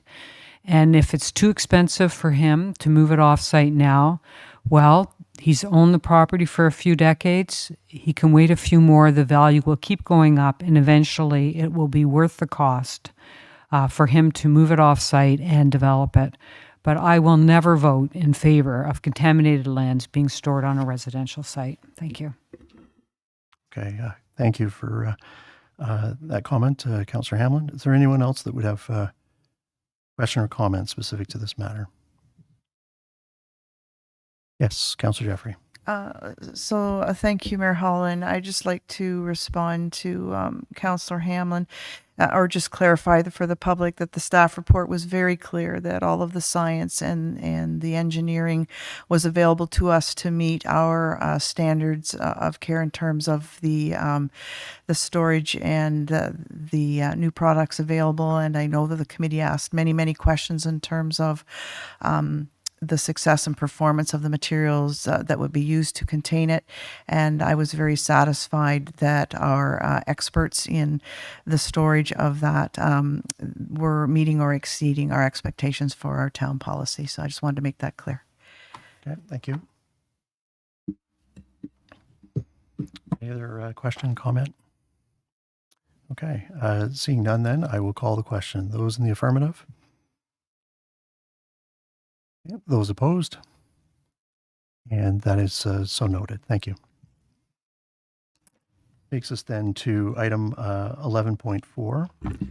And there are three items under this particular item. And Councillor Carrier, I think you're stepping away for all three, sir. And so just for the record, at 6:08, Councillor Carrier stepped away. As part of this as well, at the outset of the meeting, which was actually at 2 o'clock this afternoon, it was requested that we pull forward from the consent agenda three items. Those three items were 16.3, 4, 5, and 16.6. They are all items related to this specific matter. And what I'm going to do is I'm going to pull them forward at this point and simply get a mover and seconder to receive them. Then I'm going to turn to staff to provide comment related to the matter as a whole. And then I will be looking to pull forward one of the, well, not pull forward one, I will be pulling forward 11.43 for consideration. So items 16.3, 16.4, 16.5, 16.6. Bear with me for 1 second.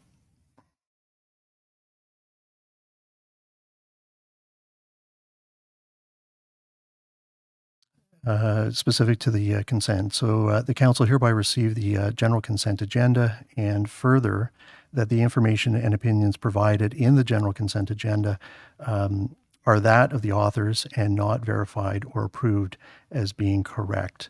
I don't see there being an issue with the first two, but given that Councillor Carrier stepped away, we'll provide him an opportunity to circle back in case he wanted to speak to them. So the items that we are receiving at this point are 16.3, 4, 5, and 16.6. Can I get a mover and seconder, please?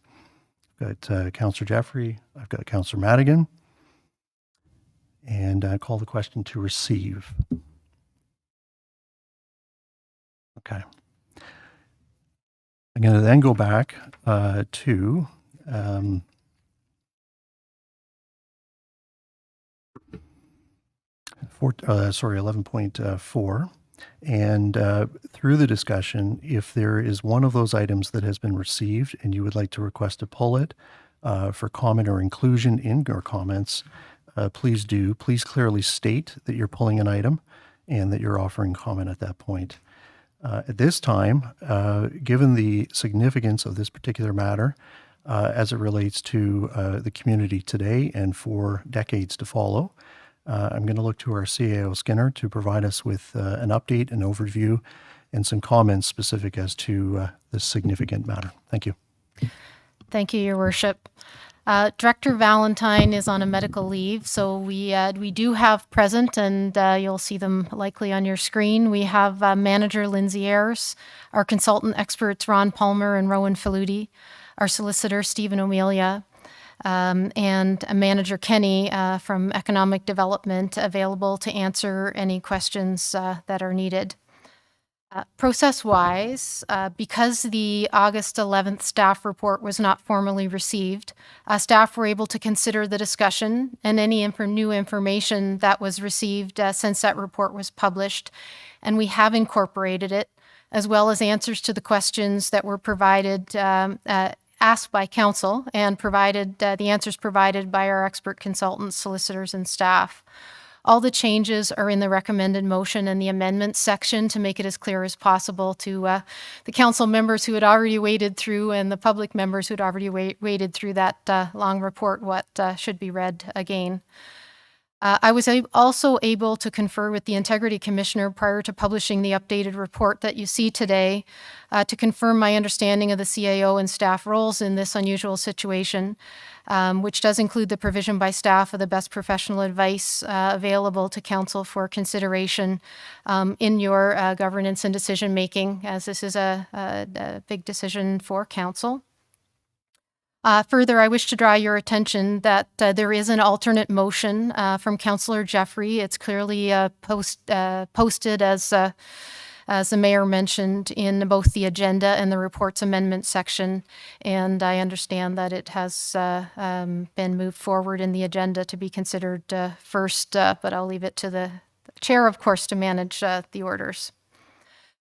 There are also several pieces of correspondence from the proponent that you have just received, as well as one from the hospital chair and the consent items. And I will mention at least one of those as I go forward. Should no decision be made to advance an MZO or similar tool to accelerate development on this site, that would of course mean that these lands can still at any point go through the normal planning processes in our community. However, moving on to the proposal's contents, overall, as was established through a consultant review of the proposal and the staff covering staff report, the outcomes for the community are anticipated to be positive. This includes jobs, the job types, economic development, minimal or no negative impacts for our downtown businesses, and in fact, being able to expand to the numbers that are projected in our go-forward official plan. And further, the proponent, Depoche, and Live, Work, Learn, Play have carried out public consultation that shows general support for these changes. From a vision perspective, staff have provided an opinion that this is good for our community. However, we do still have some concerns that we wanted to make clear to council. And the proponents have spoken and acted in alignment with the delivery of the vision at every point through this since the proposal has been put forward. However, the actual zoning that is proposed, so I'm talking about the language of the zoning, not the vision right now.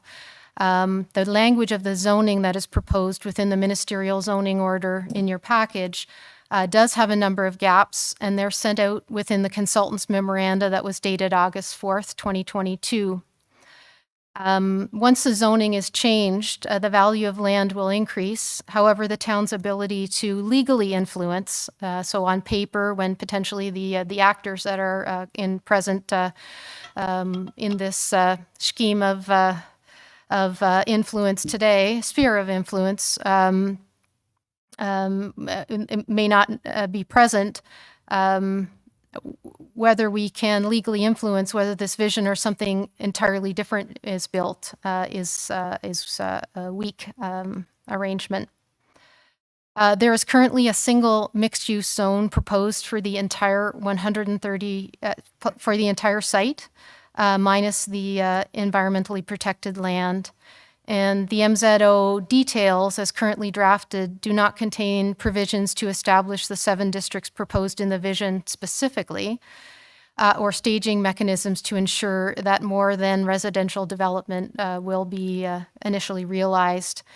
And as it sits currently under the way that the provincial legislation works, it doesn't secure the proposed community benefits from the MZO alone. As well, the 30 acres for the new hospital is reserved in the current offer in writing with intent to donate it. However, if a new hospital is not built on this land, it is not clear that the land will be provided to the hospital, and it could remain part of a mixed-use development to provide and ultimately go to another use. The town staff have suggested that we seek more certainty with respect to what happens to the hospital lands if the hospital does not go ahead at this location. And they are being identified as a considerable community benefit in support of the town's endorsement. And we, as staff, ask that council and the proponent consider that these remain a community benefit if there is no hospital at this site. You will see in your package, I believe it is 16.6, there is a letter from the CEO and president of the Collingwood General and Marine Hospital, Michael Lacroix. And from a staff perspective, I wish to confirm that the intent of having the proponent commit to the transfer of the proposed hospital lands prior to the minister making a decision and the council's endorsement is in support of keeping the hospital leadership's options open and for the benefit of the entire community. Happy, should it be council's wish, that the options and paths for this be discussed and pending council's decisions, we are happy to have the town solicitor work with the hospital's experts to confirm an appropriate legal path for the transfer of this land with intent to support a hospital. From a collaboration perspective, we understand as staff, and I've certainly never heard any different from any council members, that the success of this development is a two-way street. We need a willing and energetic landowners and developers, as well as planning approvals to make this happen. There must be certainty that the development can occur so that investors can be found from our proponents' perspective, and flexibility such that the vision can positively evolve as investors or businesses become engaged and commit. The developer has suggested and agreed that the minister can be asked to revoke the proposed MZO should what is proposed, the vision, not be built. And this is a good idea. And staff are also suggesting that the minister be asked to be flexible in updates to an MZO should these be endorsed by the town as positive in the overall execution of the components as presented to council and our public.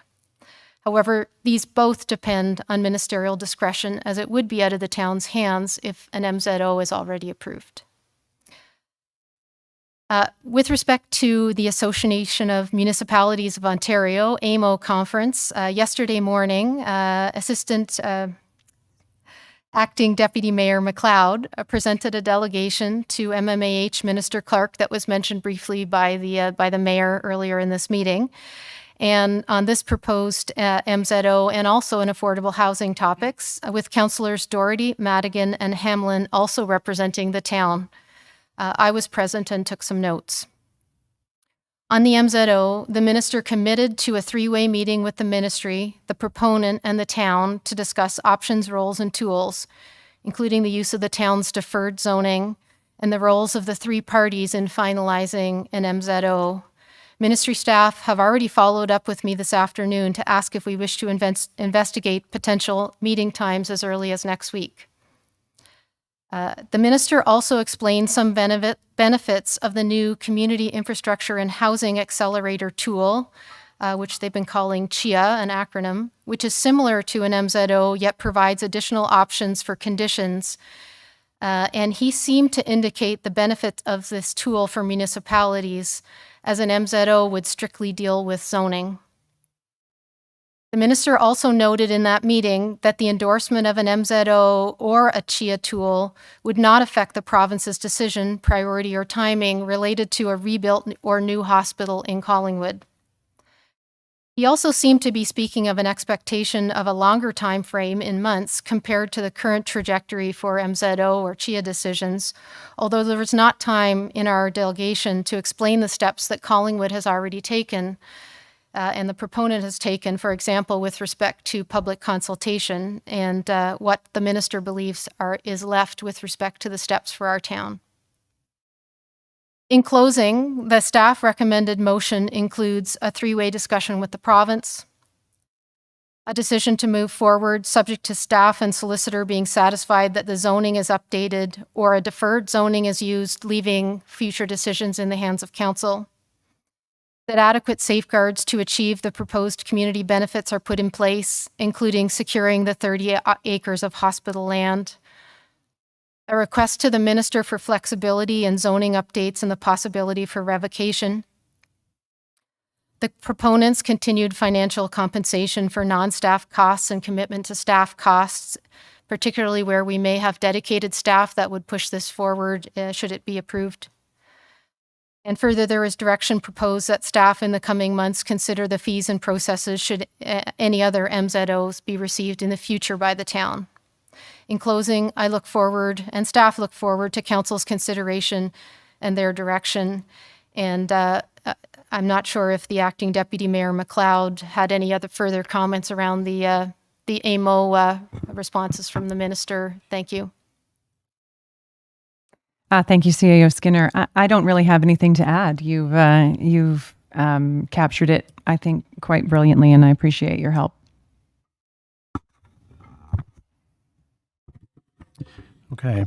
Thank you, CAO Skinner. And I just first would like to acknowledge each of the individuals who are here tonight, either representing staff in various departments within the town of Collingwood and or professionals within your own, within your own right as in your own capacity, I should say.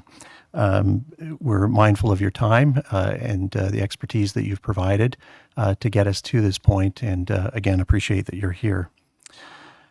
I just, without prejudice, would like to just offer one brief comment, and that is that this is an opportunity that is unique.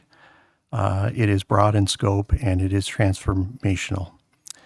But I also would like to just state categorically that through the process, as it relates to the hospital lands, potential location of a hospital, this council has done everything, in my opinion, to be open and transparent and to work with the community partners to ensure that we are advocating the province to move forward with a facility that is first class, first rate, and quite frankly, I think the majority would agree, well past overdue. This is not a discussion about the hospital. It's not a discussion about the hospital lands per se. It is about an overall vision for a parcel of land owned by an individual who would like to move forward with a vision that has been brought forward through the partnership agreements that he has put together with various parties. And I am stating that simply that we have had broad discussion around this table. There have been varying points of opinion and views expressed. They have been done so in a respectful manner, and they will continue in that capacity this evening. So with that said, out of respect for Councillor Jeffrey, who some time ago put forward an original motion specific to this matter, and through various reiterations, etc., we have arrived at the wording that is presented at 11.4.3. I, as chair, am going to offer the opportunity for Councillor Jeffrey, and if Councillor Berman is in agreement as the seconder, to table that. I will then indicate whether or not you'd like to read that in, and then secondly, if you would like to either speak first or last to the matter.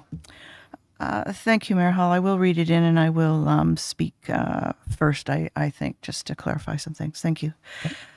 So moved by me and seconded by Councillor Berman that Council endorse in principle the request to the Minister of Municipal Affairs and Housing to enact a minister's zoning order for the subject land substantially in the form of the most recent revised MZO wording submitted by the proponents, which would permit the lands to be developed for the Poplar Regional Health and Wellness Village with the requirement of a minimum of 10% attainable affordable housing and 60,000 square meters of employment in the form of office, institutional, and light industrial uses. And further, that staff be directed to work with the proponents and the Minister of Municipal Affairs and Housing to prepare a final minister's zoning order consistent with these recommendations. And further, that staff be directed to work with the proponents and the Minister of Municipal Affairs and Housing to negotiate a form of agreement to secure a minimum of 10% of the uplift value of the property, including the appropriate community benefits identified in Schedule A of the most recent revised MZO submitted by the proponents. And further, that all staff and non-staff related costs continue to be borne by the proponents, with further work proceeding only after coverage of expenses has been confirmed. And further, that staff be directed to work with the proponents and the Minister of Municipal Affairs and Housing to explore the feasibility of including in the final minister's zoning order a clause providing the parties the ability to use or transition to a community infrastructure housing accelerator, affectionately known as CHIA process, once the government of the province of Ontario has implemented the guidelines for CHIA. And further, that this resolution be forwarded to the Minister of Municipal Affairs and Housing together with the vision book provided to Council and town staff as confirmation of Council's support and direction, and further, that staff be authorized and directed to do all things necessary to give effect to this resolution.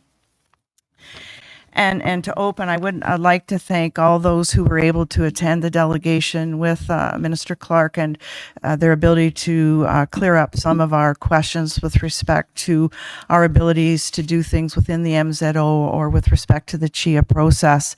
And I can't help to think how far we could have moved this along had that delegation actually been a meeting with the proponents, the ministry, and the town of Collingwood. I think given the advance in the information we received at that delegation, we could have done wonders with having all three parties at the table at the same time. And that, as I explained at the Strategic Initiatives Committee, has been our challenge in seeing the opportunity in front of us, but not being able to get the same information at the same time from all of the parties. And this is truly a tripartite initiative. And really, by admission, the planning processes we have in place, even today, are not a guarantee of successful outcomes in our developments. And I can give you examples throughout our town where even our existing planning processes have failed us. And as we transition or try to get our OP renewed, we're living with very outdated planning for our community and great angst to move forward to what we're planning for the future. So I have included, I think, the most critical things in here. We have given through this motion staff their marching orders to negotiate with giving us flexibility for many opportunities that will be available I do know that Acting Deputy Mayor McLeod has an amendment she'd like to make. I would have added it as a friendly amendment, but the clerk advises me that it's substantive enough that it would require an individual amendment. So I think I'll conclude my comments there, and I would ask Acting Deputy Mayor if with your chair's permission, to add her amendment to it, which I'm pleased to second. Thank you. Thank you. I see the two to the right. You're reading the amendment as we were proceeding, so go ahead. Thank you, Mayor Holland.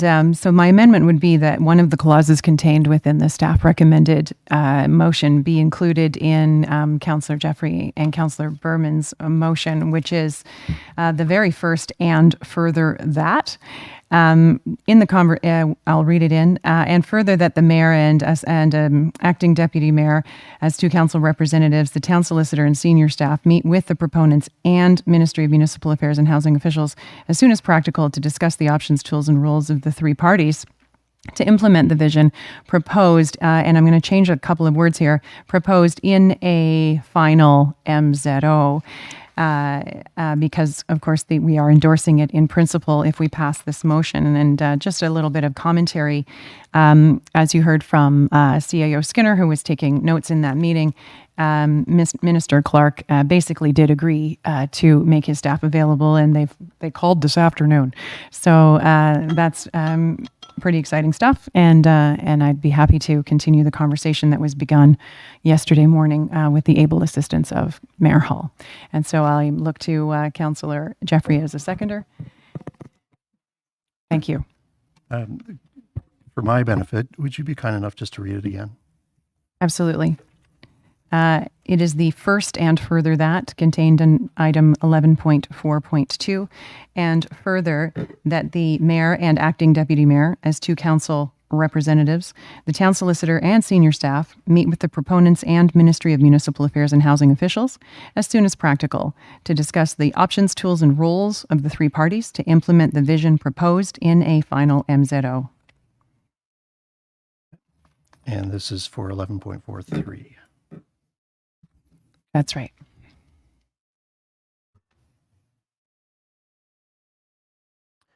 Okay, so specific to the amendment that has been tabled with mover and seconder, is there anyone that would like to offer a question, comment at this time specific to the amendment? Okay, seeing none then, I'm going to call the question. All those in the affirmative specific to the amendment. That is carried unanimously. Thank you. Okay. So, Councillor Jeffrey, with your motion now amended, with Councillor Berman as your seconder, I will open up the table. Is there anyone around the table who would have question, comment to the amended motion that has been presented? Okay. So, 1, 2. So, Councillor Berman, Councillor Hamlin. Thank you, Mayor Hull. Just to ask for a recorded vote, please. Sorry, recorded vote? Okay, thank you. Councillor Hamlin? Yeah, thank you, Mr. Mayor. I'm generally in support of Councillor Jeffrey's motion tonight. I have two minor, I hope they'll be minor, but she may not think they're minor, but amendments, and then a third that just relates to one of them. I think for me, and I've been consistent in that I like the vision. I think our community likes the vision. I think council likes the vision. But I do want to make sure we have the legally binding tools to ensure that the vision will be delivered on the ground. And the ministry staff has said that once we finally endorse an MZO, that could be the last input. Yes. Do you have these prepared? What? The amendments? No, I didn't. No, I don't. All I was going to ask is if you could table them. You have all the time to speak to them, but I'd have you speak to them sure, after, I can read them after you actually. Okay, Yeah, good. thank you. Yeah, okay. So in the order that makes sense, as part of the second and further that from Councillor Jeffrey's motion, So it says, and I'm going to add on, so it says now, and further that staff be directed to work with the proponents and the Minister of Municipal Affairs and Housing to prepare a final minister's zoning order consistent with these recommendations. And then I would add the following, and that will include legally binding tools to ensure that the vision will be delivered on the ground.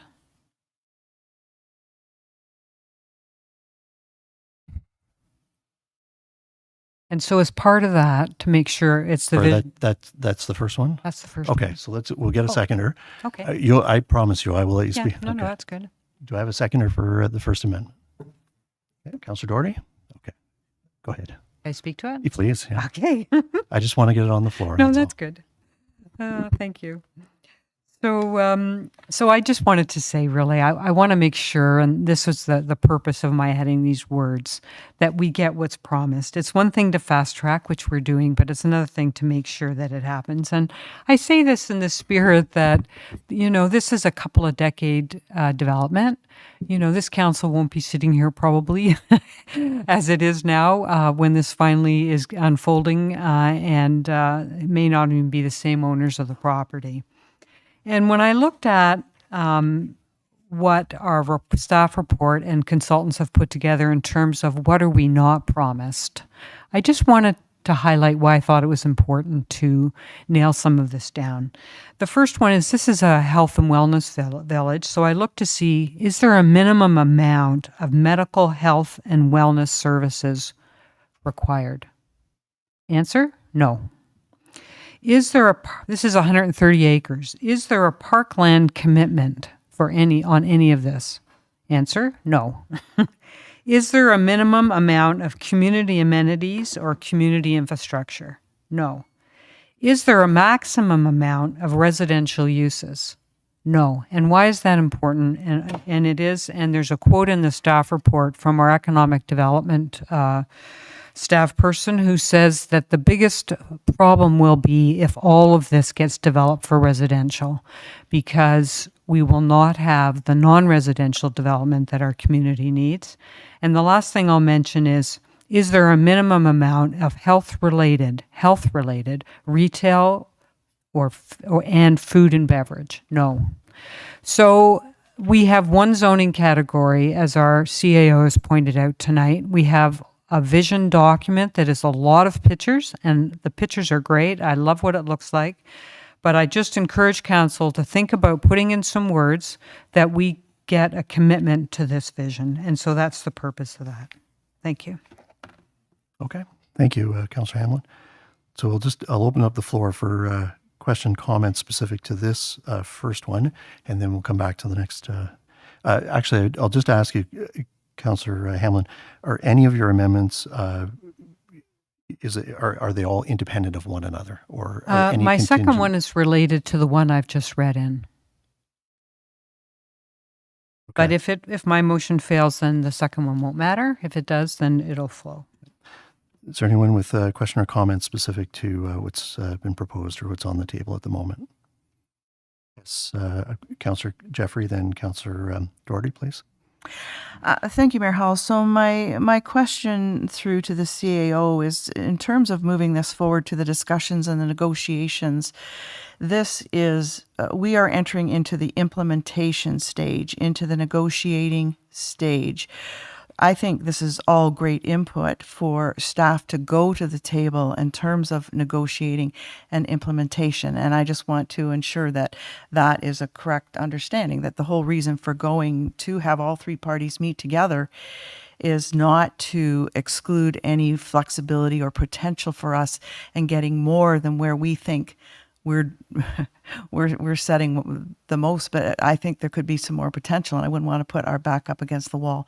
So my understanding of this is we're moving it forward to a tripartite process. We're endorsing in principle, but our staff and the parties named in acting deputy mayor, the acting deputy mayor's, I'm trying to say your amendment, which has already been passed, would be to meet and begin that implementation. Okay. Councillor Jeffrey, Were you looking to simply just make comment? Did you want anyone else to provide comment? No, thank you. I would just like the CAO to comment on her reflection, because my impression of the delegation was that it was the beginning of a discussion with the minister as what we were going to be able to do in implementation and negotiation and discussions with all three parties. Great. CAO Skinner. Thank you, through the chair. I do have a quick comment, and then I'm hoping our solicitor or planners may also have quick comments on this. To Councillor Jeffrey, it's actually not my understanding is that my understanding is not the same as yours.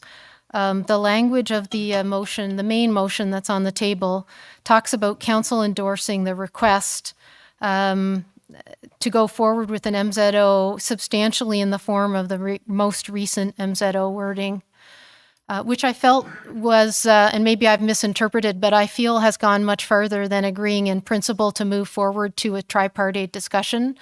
I felt that what it was saying was the current language was in fact being endorsed by council to go, if it happened today, to go forward as town endorsed for the province's action.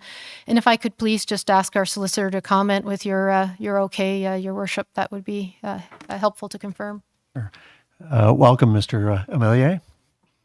Yes, thank you very much, Your Worship, and through you. I think everyone recognizes, including the proponent, that the MZO as currently drafted does need to be reworked. And if the town wishes to incorporate things such as milestones of development and caps on residential and districts and things of that nature, and to better reference the benefits, not by way of Section 37, which is currently in the MZO, but we all recognize that Section 37 of the Planning Act will cease to exist as of September the 18th of this year. I think using the word substantially in the form might be tying our hands too much. I think the discussions make sense. The tripartite discussions make a great deal of sense. But I think that perhaps is a little too optimistic in terms of tying us to the wording of the particular document before us, which does have a number of omissions that I think need to be filled in. Okay, thank you. Do you have a follow-up? Or? No, my follow-up is I disagree because if we're negotiating and implementing, then we have all of this to work toward, and I think staff have made it clear that they have it well in control in going forward into those meetings. So that's what I would add. And I think they spoke beyond the amendment, so that's fine. Okay. Councillor Doherty? Thank you very much, Chair. I am concerned about Councillor Jeffrey's motion as written. I have no argument with the vision ultimately and the potential benefits to the community. Sorry, Councillor Doherty. We're speaking to the amendment that's on the floor. Oh, I think I'm still speaking to it. Sorry, I can just take out Jeffrey, add Hamlin, Okay. because I just feel that the wording in the original motion here of substantially in the form of the most recent revised MZO wording is, for me anyway, problematic. Our consultants have alluded, and so has Councillor Hamlin alluded to the fact that there are issues relative to the ultimate delivery of residential versus commercial as envisioned in the project. The commercial space to residential, the nature of that space in terms of specific uses. And I think most importantly, in my view, that there is nothing in this motion or the amendments that speaks to any protection of those very important 30 acres for the hospital use, whereas the motion that has been put forward by staff this evening does speak very clearly to that, those 30 acres of land will be dedicated to hospital uses. Very specifically as part of what will ultimately be an MZO or Community Infrastructure and Housing Accelerator. So I feel that the resolution, I understand the principle of the resolution, but I don't believe that it's gone far enough to protect our community from the ways in which this development could go south on us. Okay, thank you. Is there anyone else that would like to speak to? Yes, Councillor Hamlin. Yes, thank you. Just one point, and Mr. Mayor, you had mentioned, or any related to what my first amendment is, and it's exactly the point that our CAO raised. So I was going to be suggesting, and I'll just say now that, and I guess it's just is to take out, as I think Councillor Doherty's just said, if we agree we should be putting in my first suggestion to add in legally binding tools to ensure the vision will be delivered. Then we would also take out of the first, therefore, be it resolved, those words substantially in the form of the most recent revised MCO wording submitted by the proponents. And I appreciate Councillor Jeffrey's intent, and I agree with it, that what we want to do is sit down and get this into a good form that staff and everyone's happy with. But I think that phrase substantially in the form, it actually has a real meaning. And I would be suggesting that's my second motion, just to finish off. Thank you. Any questions specific to the first? Yes. Thank you. And through you, Mayor Hull, to our legal counsel, Mr. Amelia, thank you for being here. And I am going to come back to you when we get to the main motion regarding these words substantially in the form of, to hear what your suggestions might be if there's a further amendment to it. However, at this point, I'm curious to know what you have to say about this amendment and whether we think that it is going to annoy or scare off this developer who has got work to do.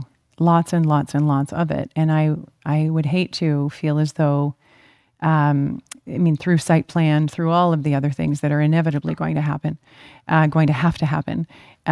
is this amendment going to get in the way of them moving forward?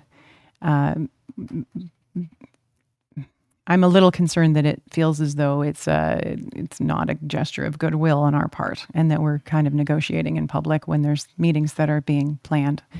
Could you comment on that, please, Mr. Milia? Mr. Milia? Yes, through you, Your Worship. I can't predict how the developer may react. I do see the revised recommendation as still very positive in nature, that we're seeking to sit down with the proponent, with the ministry, as quickly as possible and roll up our sleeves and come up with something that will work and make sense. So I personally don't see that as a negative proposal. And I do just share the concerns about the comments, that once we say substantially in the form of something that we already know has some defects to it or some omissions from it, that could be seen to somewhat tie our hands. So I would prefer to enter those discussions with the ministry on a more wide open basis. That certainly, I think it's clear council supports the vision as it's being presented, and the goal then is to come up with a form of MZO that better reflects and will have a better chance of delivering that vision. Okay, thank you. Do you have a follow-up? Yes, I'm. Could you talk a little bit more about the amendment that's on the table, please? Is on the ground a legal term, for example? If I could ask to actually have the most recent amendment read back to me, just so I can. I took a very rough note with respect to it. Oh. Yeah. Councillor Hamlin, would you? Sure. Thank you very much.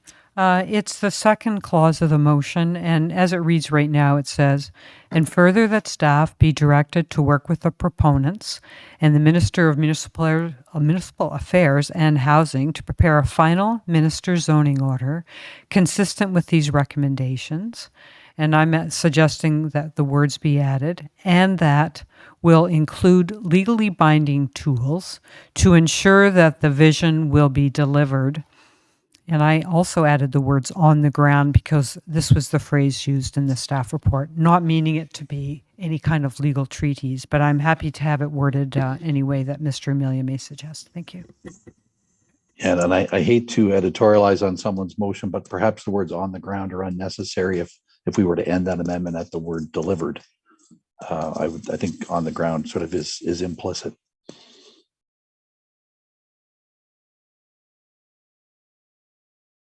Acting Deputy Mayor, did you have? Yes, and so thank you. So beyond the on the ground part, do you have comment on whether this is binding or tying anyone's hands? This amendment. I read the amendment as being more open-ended and allowing for more departure from the current draft MZO, which has gone through a number of iterations, but has not necessarily responded to all of the requests of council, such as the districting and the other items that were mentioned in the staff report. So yeah, I would view that as providing the same basic direction: get in a room with the ministry and the proponent and let's hammer this out, but without saying substantially in the form of something we know needs to be changed somewhat. Thank you very much. And so I think my question then is, my next question actually goes to Councillor Jeffrey and Councillor Berman, who moved the original motion. And could you consider this to be friendly to the motion that you've got on your table? Councillor Jeffrey? No, through you. Okay. That's just for the record, 2 no's. Thank you. Thank you. With respect to the amendment that is on the floor, is there anyone else with a question, comment this time?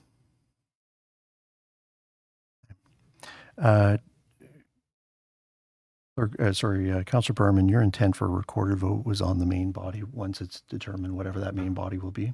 Thank you. Okay.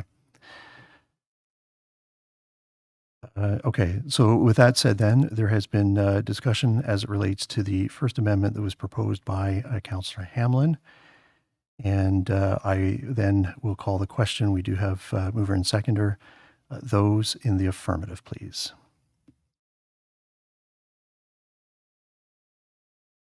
To 3, those are the opposed. And that's 4, so it's defeated 3-4.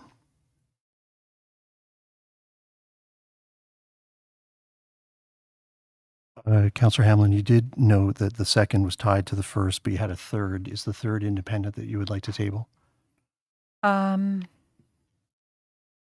Yes. I'm just thinking here. So, okay, so the next amendment I wanted was the third "and further that" from the bottom of the motion, because it's suggesting that we explore the feasibility of including in the final minister zoning order ability to transition to the CHIA tool, which is the new MZO tool that the minister suggested in our meeting be the one that we pursue. And we see in the staff report that the minister's office has advised our staff that you can't transition once you have a minister zoning order. You can't transition to a CHIA. So I was going to suggest that we take instead the wording from the staff resolution, which is on page 7 of 500. And it's the fourth "and further that" clause instead. So in other words, I would delete the clause I was just referencing and instead insert "and further that staff be directed to actively monitor the province's implementation of the Community Infrastructure and Housing Accelerator Accelerator CHIA guidelines, and should the MZO not be made prior to the CHIA tool becoming available, to instead use the CHIA order process should it be deemed by the town solicitor and staff as best approach for the proponents and town to achieve the vision. Thank you. Okay. And do you have a seconder to put that on the floor? Okay, Councillor Doherty. So just for clarity, Councillor Hamlin, you're looking at taking the entirety of the clause and further that staff be directed, ending with implemented the guidelines for CHIA and replacing it in its entirety with what you just read through, which I have as on page 7 of our agenda. It would be 1, 2, 3, the fourth one down, that starts with, and further that staff be directed to actively monitor the province's implementation, and ends with proponents and the town to achieve the vision. Yes, that's it. Thank you. Perfect. Thank you. You've provided a brief comment, but I'll certainly, if you wish to add anything further, please do, or we can circle back. If anyone else would like to offer question, comment. Yes, Councillor Jeffrey. So thank you, Mayor Hall. So my concern with this is that we are impacting other entities and development, particularly the hospital, when we do this. So to start juggling our processes, I worry about the timing. So to move out, as long as I don't want to move out of the MZO process if it's going to suit the other partners that we impact with this, as opposed to just moving to the CHIA. I'd like to keep both options open. So I think by still asking the ministry, Councillor Hammond has said in the past, they can move mountains when they want to and when you're negotiating. So I think that my request for us to continue to explore the feasibility of transitioning, if they absolutely not, ask their timing again. It'll be up to staff to determine that we're not impacting the hospital negatively in moving forward in those negotiations with that. And it takes 3 people in the room at the same time to have an understanding of that, rather than us just sitting here guessing as to who we're impacting with the wordsmithing. So that's I'm very comfortable with the wording I put forward with very specific reasoning, and that's my spot for now. Thank you. Okay. Anyone else? Yes, please, go ahead. Thank you. And it's funny, I have on my notes here, change this to what is said in the staff report, which is what I wrote late yesterday. And then in a further reading through the day today of this motion that is proposed for 11.4.3 versus 11.4.1, I changed my mind on that, because I think that since we have the meeting in place, or as part of this larger motion that may pass, I think that it is the concept that is in the staff's suggestion is covered by having those conversations. And I think that we need to get moving and get out of the way of the hospital and out of the way of this developer and out of the way as much as we possibly can, and signal that we are working on this. And so I understand where this is coming from. I've gone through exactly the same thought process and ended up right back here with this particular motion. So thank you. Anyone else with a question? Or yeah, go ahead. Could I just ask a question of Councillor Jeffrey through you, Mr. Mayor, which is, do you see this clause then allowing a conversion to the CHIA process if it makes sense to do so in those negotiations? Absolutely. Thank you. Great, thank you. I'll withdraw my motion. Thank you. Their amendment, I mean. Okay. Thank you, Councillor Hamlin. So then that then takes us back to the original motion that has been amended. Is there, for one final time, anyone who would like, yes? I have another question for Councillor Jeffrey. I'm full of questions. That's okay. So my question is, and I tried to ask this before, but I think I got it wrong, and that is the clause I was focusing on before to bring an amendment to have these legally binding tools. Your understanding of the motion that's brought forward then would allow those discussions to happen and those tools to be included if the parties agree to them? Absolutely. Thank you. Okay, thank you.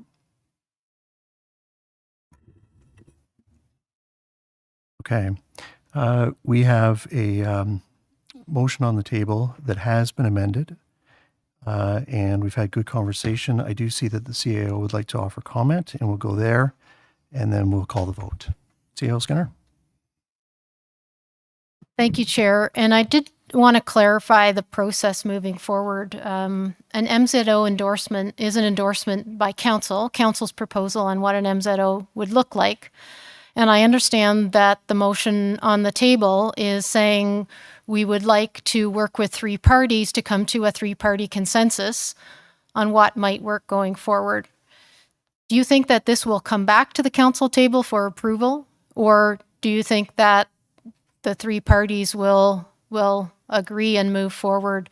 I think there are some very, very substantial items yet to be discussed.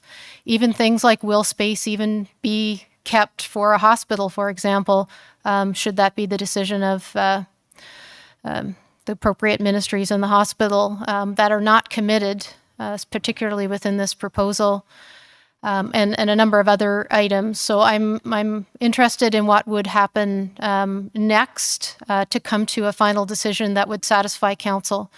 And as a very minor point, but I think is important, the motion talks about continuing coverage of staff costs and non-staff costs, of course, and we're appreciative of the proponent covering to date the non-staff costs, but it would be a new introduction to also include the staff cost, and I wanted to make that clear. Thank you. Did you want to comment? Go ahead.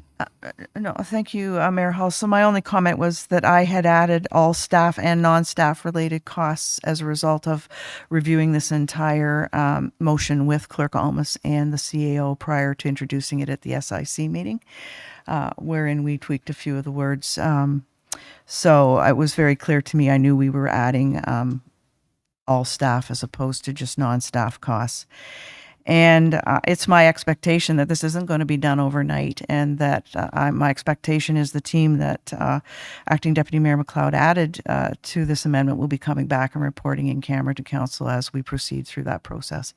And there'll be lots of time for us to give further direction or input or opine with our staff on their success in the negotiations. Thank you. Thank you, Your Worship, and thank through you to Councillor Jeffrey. I am the ability to report back to council the results of the tri-party discussion and to ensure that the commitments made fulfill council's needs does assure me that we will have some checks and balances in place. Thank you.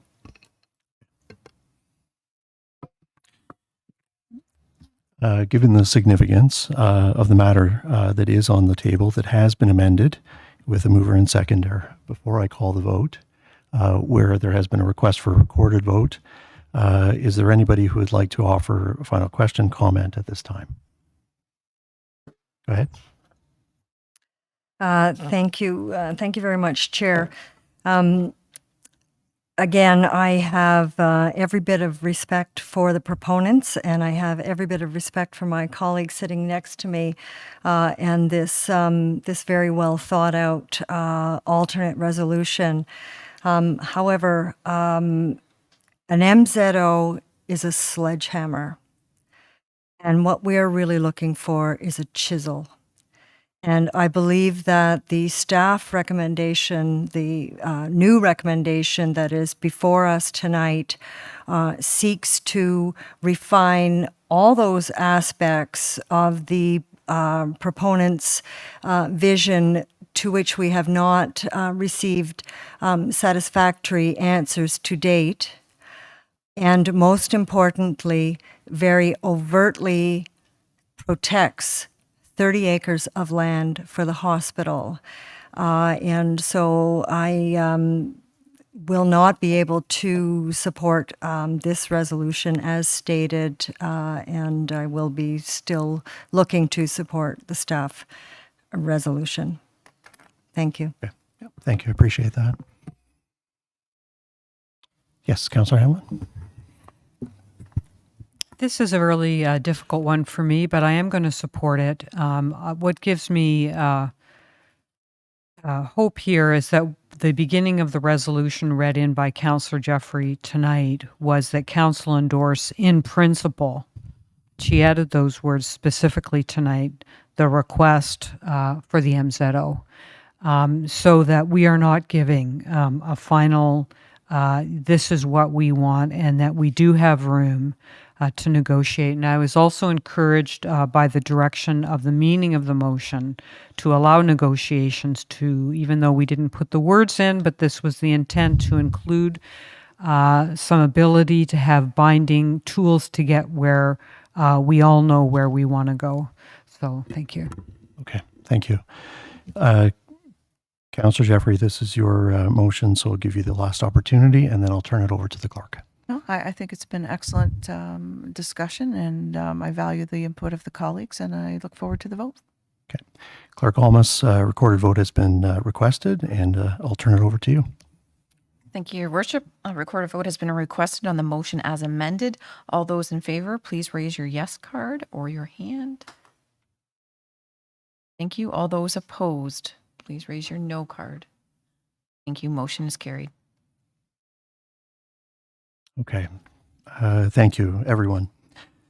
Procedurally then, Clerk Almas, as it relates to the first two matters, they then become mute as a result, and we move on. Thank you, Your Worship. We should still pass the approval of the minutes or the report of the SIC meeting of August the 11th. Thank you. Okay. So before we ask Councillor Carrier to return, I'll just table, this is specific to 11.4.1. The Council received the Special Strategic Initiative Standing Committee report from its meeting held August 11, 2022, and hereby approve the recommendations contained within the report as presented. May I just clarify what it is we're approving, seeing as we've just passed a different motion? Thank you, Your Worship. Basically, what you're approving was the deferral of the full report to this meeting, as well as the notice of motion that was referred to this meeting as well. Okay, I appreciate that. Everybody okay? Got it? Mover and seconder, please. Councillor Jeffrey, Acting Deputy Mayor. Those in the affirmative. And that's carried unanimously. If we could have Councillor Carrier return, that'd be great.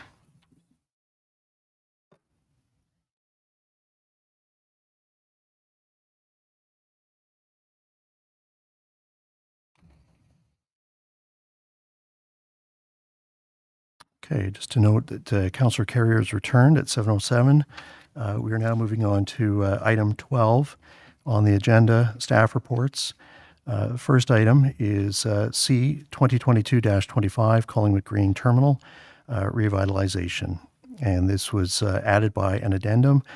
Staff Council received staff report C 2022-25, Collingwood Green Terminals revitalization, and the final report of the Fairness Monitor RFP solutions. Further, the Council authorized staff and KPMG LLP project advisors to proceed with detailed concept reviews and enter negotiation with the highest rank proponent, Streetcar Development Incorporated and Dream Unlimited Corp., Streetcar and Dream, to prepare a memorandum of understanding.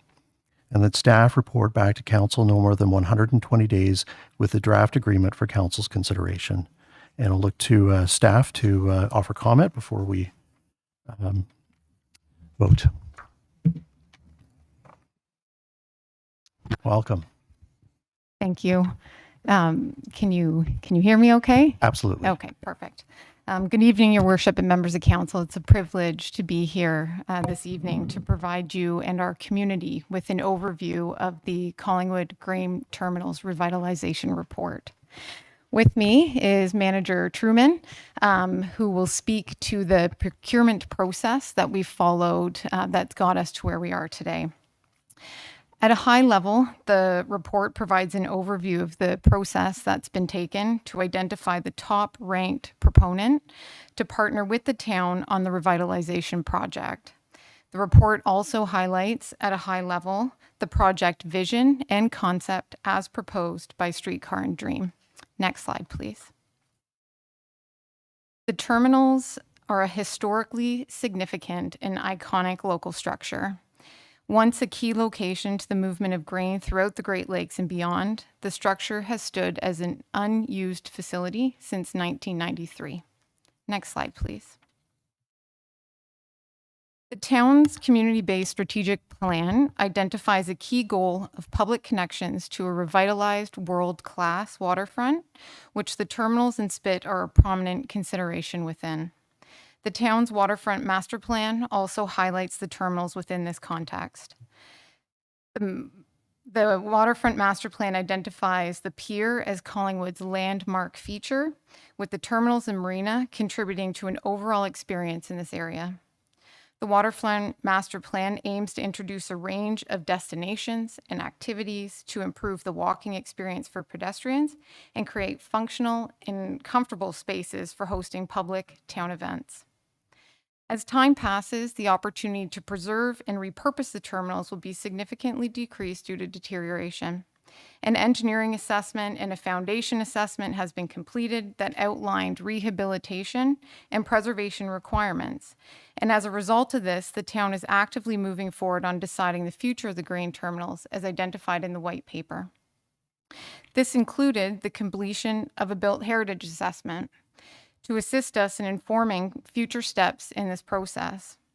The Built Heritage Assessment provided valuable information on the cultural and historical value of the terminals and was used in developing evaluation criteria and guiding principles for the revitalization partner process.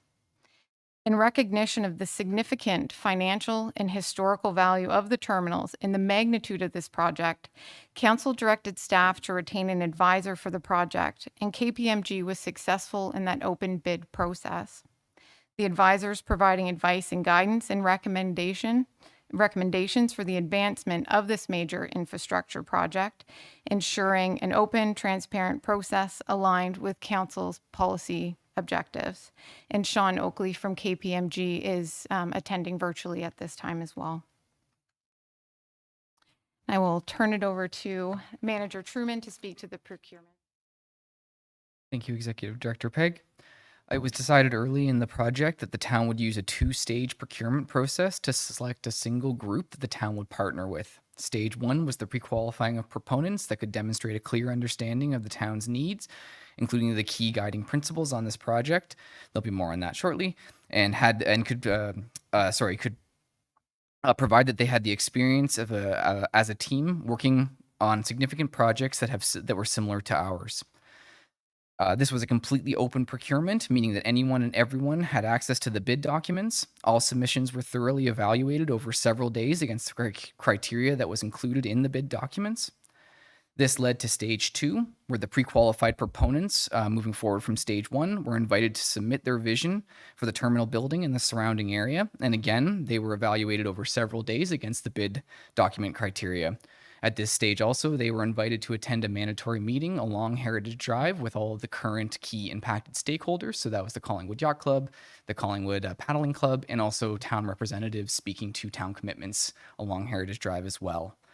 It is also important to note that a direct recommendation from the Collingwood Judicial Inquiry was that the town should hire an independent fairness monitor to be used during complex projects.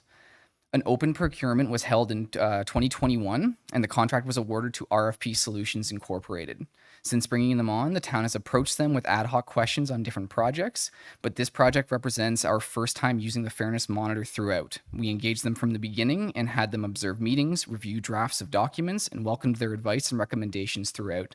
An interim report is attached to the town staff report, which highlights our commitment to conducting all stages of this project with integrity and fairness. Slide, please.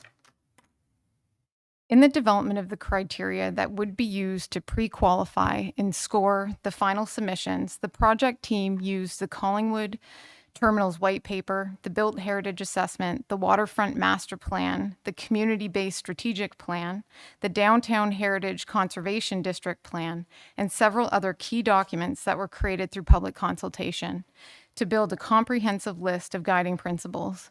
These principles were presented to Council for input and approval as essential components of the project and formed the basis of the proposal evaluation criteria that was used by the evaluation team. The guiding principles, I'll read them off and highlight a few. So the guiding principles include structural preservation. So it is imperative that the revitalization preserves the terminals in some form. Public access, so optimize public access to the waterfront and open spaces.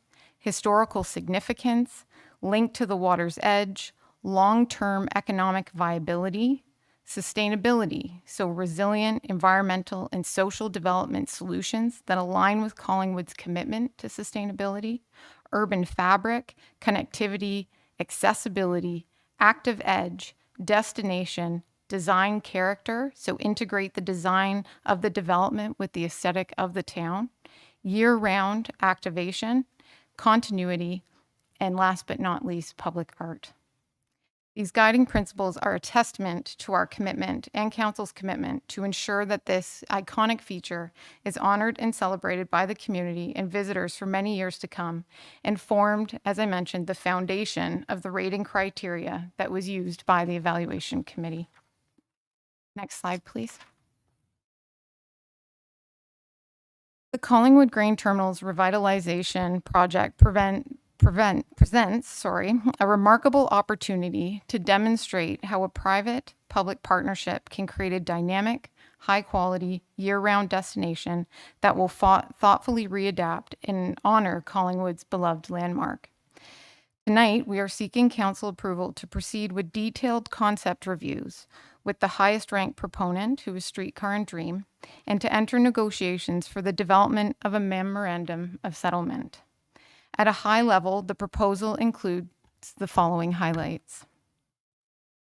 So the redevelopment of Heritage Drive into 4 distinct but harmonious nodes, each providing significant public realm enhancements and access.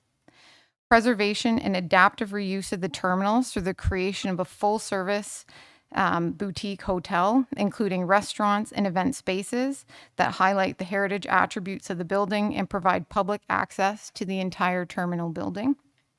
The addition of a new residential component to the east of the current terminals. Public realm enhancements throughout the spit, including new connections to the water, a reimagined Millennium Park, new trails and walkways, and a renewed focus on recreational and cultural activities for year-round public enjoyment. In collaboration with the Town of Collingwood and pending consultation and future Council direction, a new marine services building and facilities, which will address the needs of existing stakeholders on the spit, and update the Collingwood Harbour into a marine destination. Next slide, please.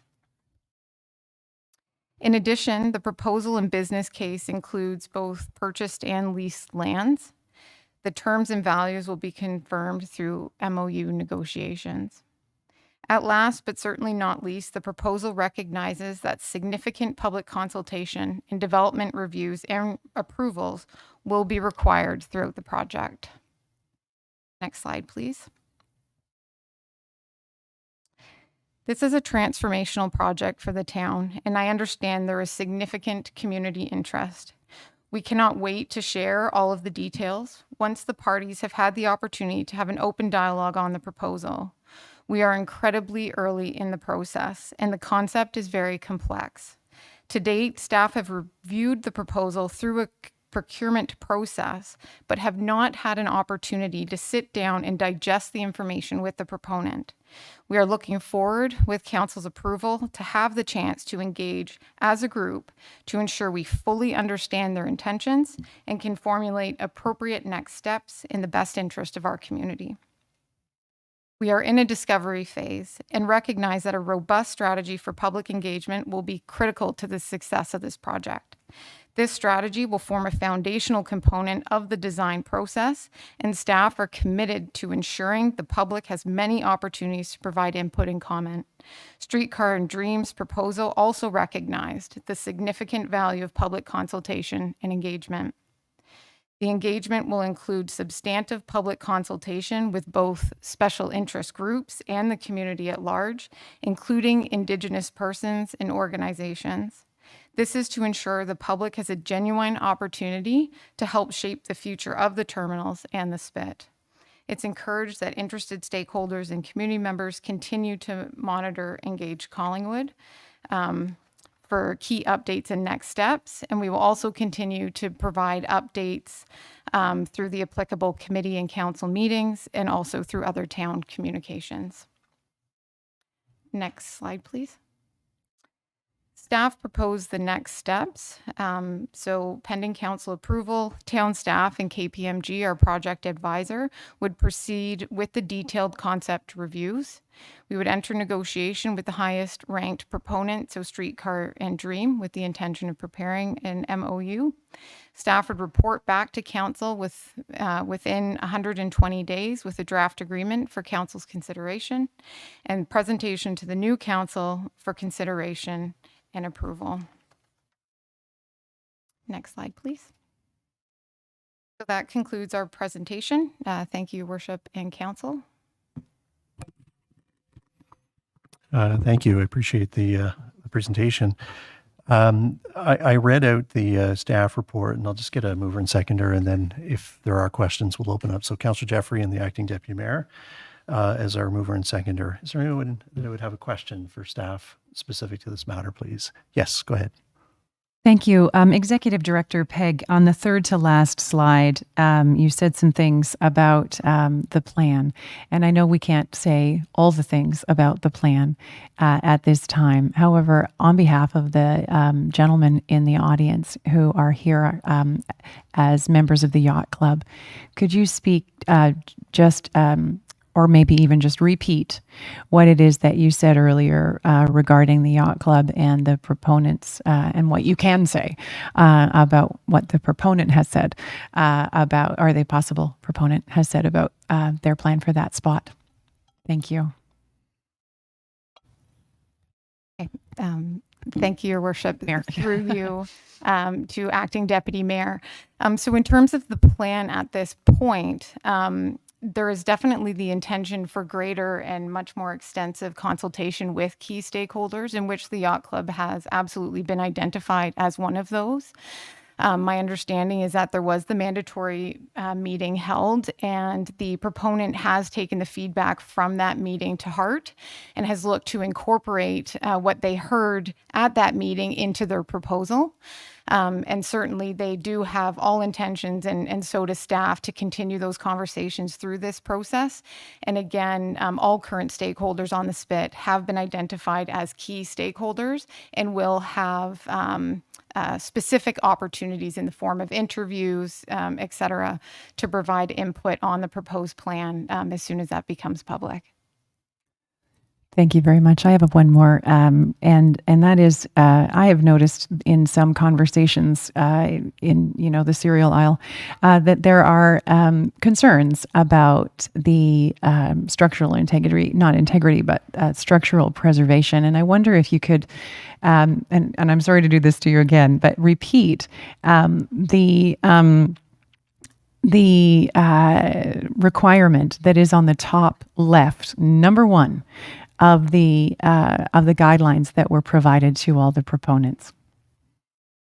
Absolutely. Through you, Mayor Hall, to Acting Mayor McLeod.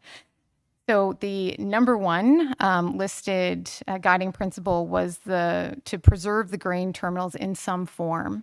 All the proponents, and specifically Streetcar and Dream, did include that in their proposal.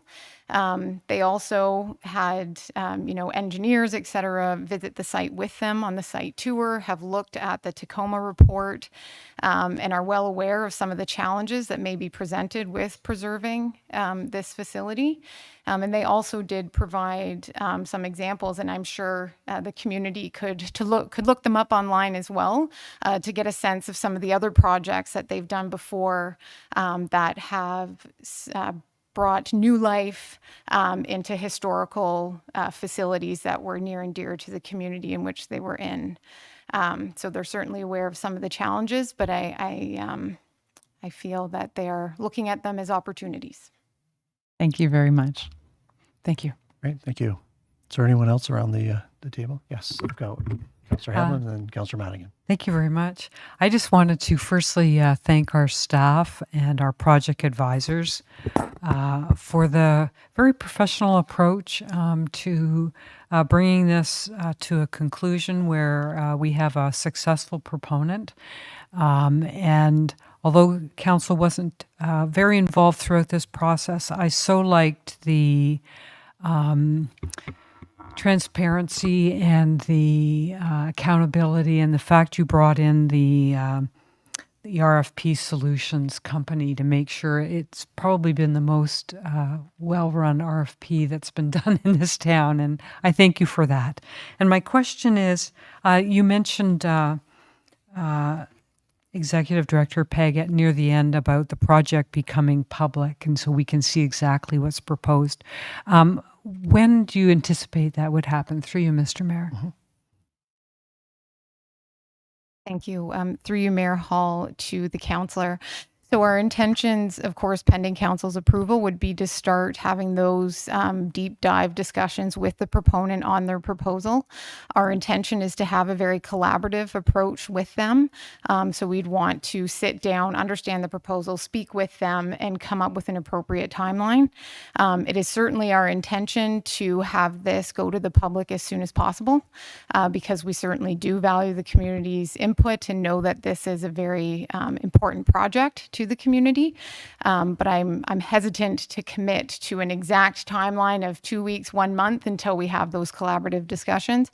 But we're certainly doing everything within our power to meet with Streetcar and Dream as soon as possible. And I know they're excited to share some of the concepts of their proposal as well. We just want to make sure that we fully understand the intention and don't kind of get the cart in front of the horse here. That's great news. Thanks very much. Thank you. Councillor Madigan? Thank you very much, Mayor Hull. I'm glad that Councillor Hamlin said that first. I really am. I'm so very glad that council wasn't involved in this, because this is much too impactful to become a political thing. So thank you for doing that and taking us out. In a perfect world, which we don't live in, this is such a significant revitalization that Collingwood has been waiting for with bated breath. This is something that will not only positively impact our already beautiful waterfront, but the proponents' recognition of the significant public engagement and their plan to continue to have the public access to know all the new amenities shows that there'll be a brilliant community partner, not only for a tourism hotspot, which is just one more beautiful attraction to bring people to our community, but I look forward to do this. They've dotted the I's and crossed the T's, and I'm sure that they will bend over backwards because this is the place that people want to be in Ontario, and congratulations for them for realizing that. Thank you very much for all your hard work. No question. I'm not going to ask you that we're going to have the answers in 17 days, 4 hours, and 32 minutes. I won't hold you to that. But I thank you very much for all your hard work. And again, thank you for taking us out of it to the CAO, because this is too impactful to become political. And I didn't want it to fall through that. So I appreciate everything you've done. I rarely thank staff. Thank you. Councillor Carrier. Thank you, Your Worship.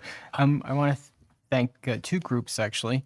I'd like to thank all of you for keeping the in-camera short enough that I was able to have an executive summary done after the meeting on this staff report. I was not at the meeting where this was presented, so I did sign the appropriate forms, and I was able to receive a report from Director Peg. Thank you very much. It's nice to meet you, and I very much appreciated the summary so that I could go into this more fully informed, as being asked to make a decision tonight on something that, at least for my political career and since being in Collingwood since I was 13 years old, has been a significant part of our community. And I know this will continue to be so for generations to come. So thank you very much. Yes, sir. I just forgot to ask for a recorded vote, please and thank you. I thought you were going to clarify you were comfortable with 18 hours or 18 days as opposed to. If the mayor says it's 18 days, 4 hours and 17 minutes, then it's 18 days, 4 hours and 17 minutes. So a recorded vote has been requested. However, I would like to offer a couple of comments through to our Executive Director, Peg, and Mr. Truman. Thank you both for being here, and thank you for the work that you've done, as well as to the rest of the team and staff for getting us to this point. I have said this before, and I will not apologize for saying this to the community. 4 of you have just returned from AMO. And in 2012, I did so as well. And when I arrived home to a brown manila envelope with a package with a predetermined decision. Tonight is the culmination of an incredibly painful period of time for this community, in which we have gone through now 2 councils plus ours, a judicial inquiry, and a cloud over this community as it relates to extracurricular activity, and as a result, unwanted media coverage, ongoing OPP investigation, etc. As a result of what's transpired over that period of time, we though have come to a full circle where we now, I think with all confidence, can say to the community that when this final vision is presented, there will be people in the community who are maybe not enamored in terms of the vision from an architectural standpoint. I get it. I was in favor of an arch that apparently others were not. But we can hold our heads high, and staff can hold their heads high, in knowing that whenever you speak to a member of the community or to the region as a whole, that as a result of a process from prior councils and going through a very painful period within our community, we've arrived at this point where the town hall is operating at an above board, open and transparent manner. And this procurement process is second to none. We have had a number of projects that we have worked through, but this is the first one where we have gone from start to finish. It is a project that has been very political for a period of time in the context that people want to see something done, whether it's tear it down, which is not the case in terms of what's presented tonight, or to revitalize it in some other capacity.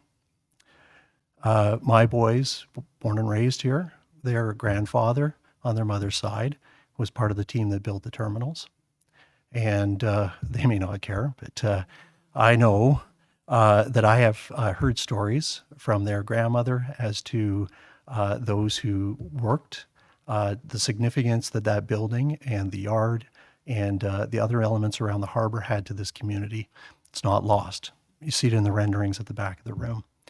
And I am really proud that, and I stated it last week, 2 weeks ago, that, you know, we are a council that is got the opportunity with the football literally on the goal line as it relates to the terminals, potentially something happening at Poplar and Raglan, potentially the water agreement that will come to next, and there are several others.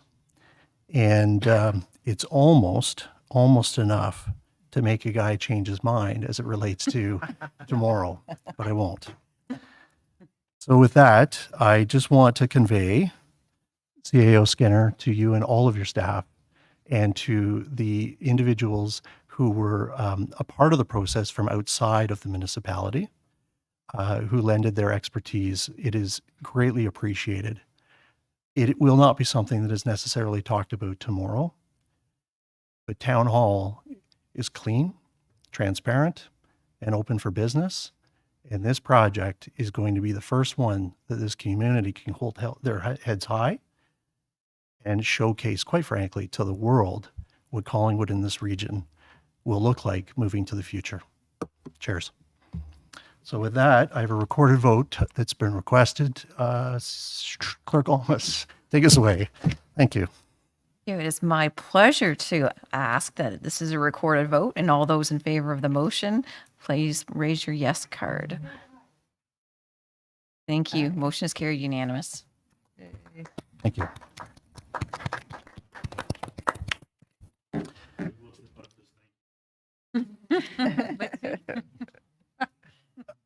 So this takes us then to item 12.2, and that is that Staff Report T 2022-09, the Water Supply Agreement for the Town of New Tecumseh be received, and further, that a bylaw be enacted authorizing the mayor and clerk to execute the supply of water agreement dated August 18, 2022 between the Town of Collingwood and the Town of New Tecumseh substantially in the form as attached.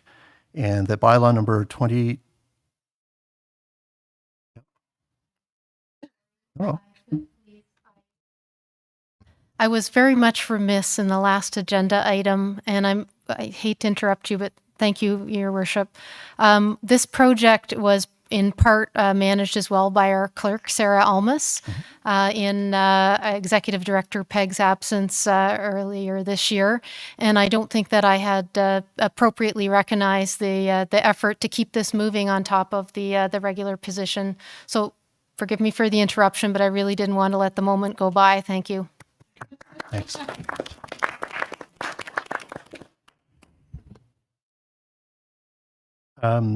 Thank you. Sorry, I didn't. If I can just say, I have happy tears in my eyes because this has been an amazing process, and it's been a real collaborative effort, and it's through what Mayor Hull's just said, everything that we've accomplished to get here. So they're happy tears. You made the clerk cry. How we feel now. There's the headline. Now don't make the treasurer cry.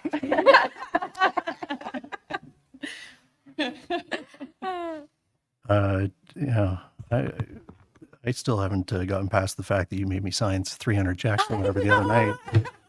Surely, So I guess you can make surely me in this cry. modern era, we've got something else that someone can use, right? So, you know what? I'll come back to reading this. I'm going to welcome you. Please take us through this, will you? Okay. Thank you, Okay. Your Worship, and through you to members of council and members of public. Once again, we're here tonight to talk about the New Tecumseh Water Agreement. We do have a presentation, but I am going to go over the background fairly quickly since we have spoken about it several times. So please bear with me while we make our way through. There's a number of questions at the end of the slide deck as well that have been brought forward by both public and council. So we will discuss some of them as we make our way through, but we've included them in the document so that council is aware, and of course the members of public are aware that there have been conversations back and forth with the public as well. So I'll ask you to go to the next slide, please. So again, the background of this agreement was back in 1990. The town of Collingwood was building a water treatment plant. And at that time, New Tecumseh came forward and approached us to get into an agreement, in part to also supply the Honda production plant in Alliston. Of course, a large water pipeline was built that transported this water from the boundaries of town of Collingwood to New Tecumseh. NTIS was formed, or New Tecumseh Improvement Society was formed, and then of course the supply of water agreement was established. Next slide, please. This agreement, and what I'll continue to refer to as the original agreement that was signed back in 1999, provided a benefit to both municipalities, both the town of Collingwood and New Tech. So from the town of Collingwood perspective, it meant sharing in that excess capacity, which we've talked to numerous times about, that selling that excess capacity meant that it reduced the costs overall for the residents here in the town of Collingwood. From a New Tech side, it created the economic development that they required and also assured a safe and reliable water supply.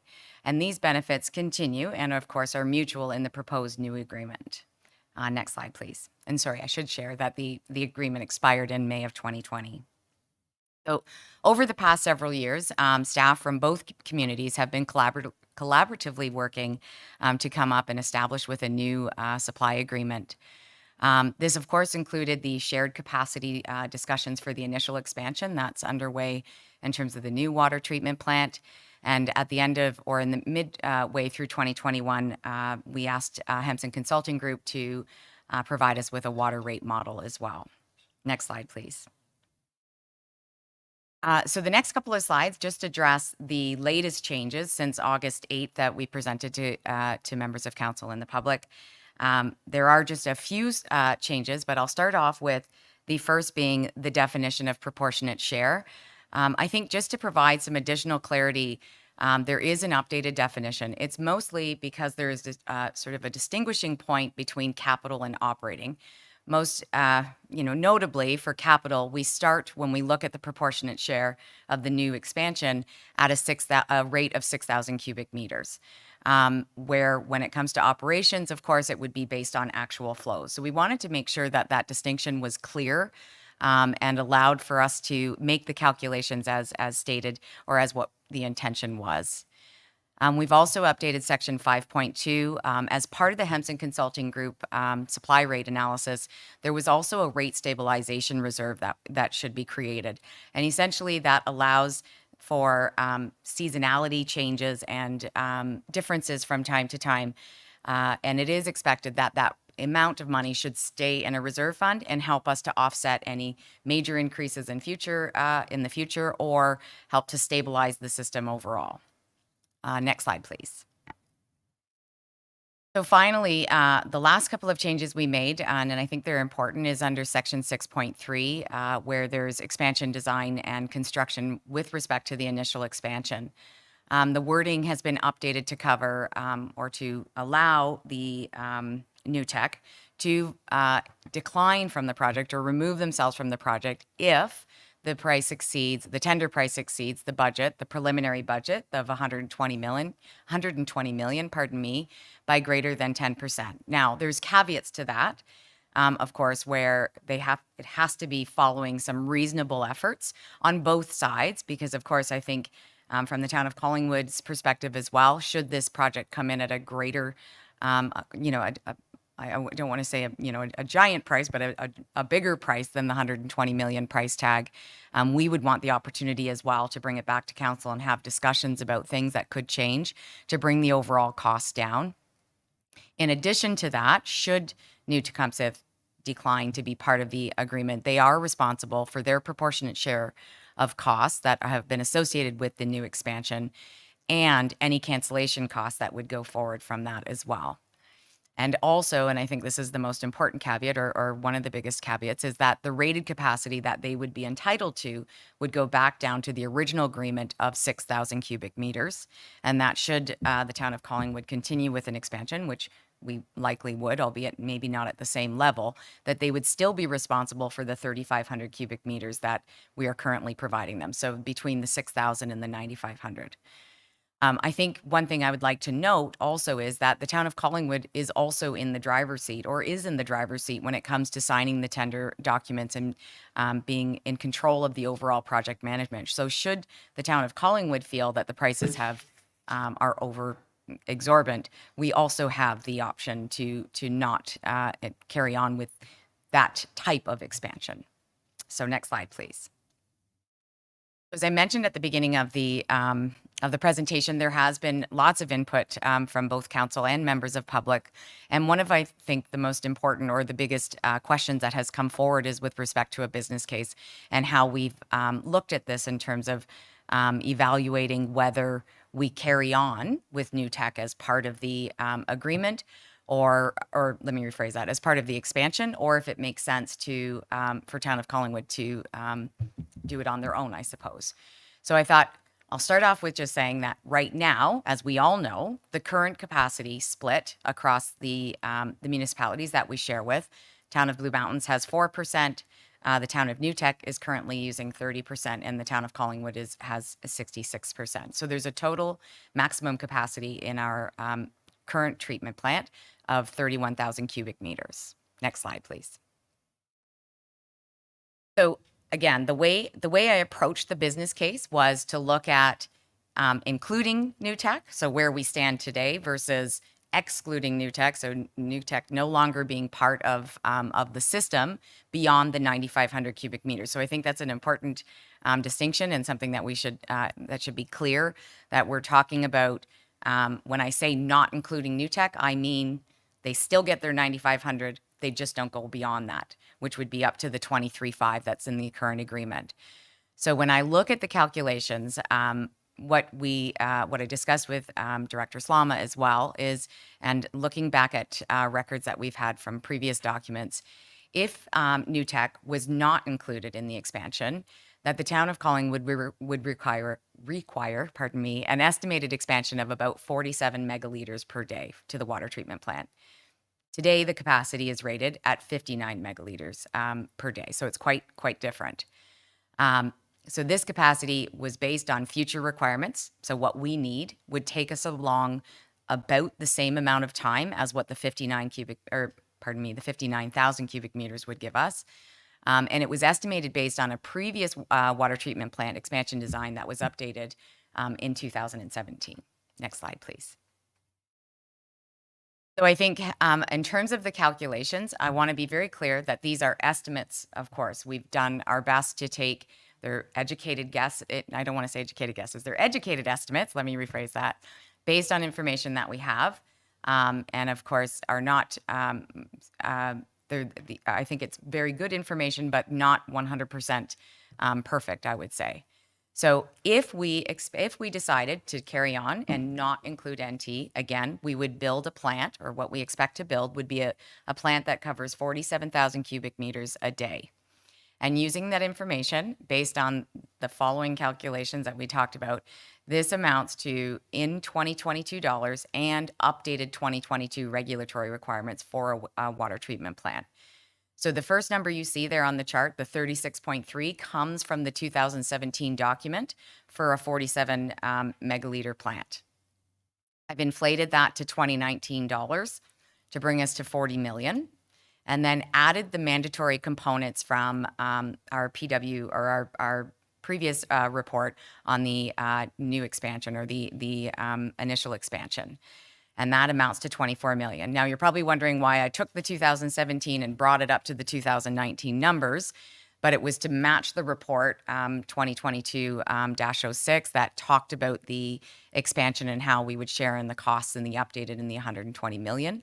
And match the same inflation rates that were used there as well. So we were trying to make it very clear, and maybe it's a little bit unclear, but the intent was to make sure we matched the information so that it was a like for like detail.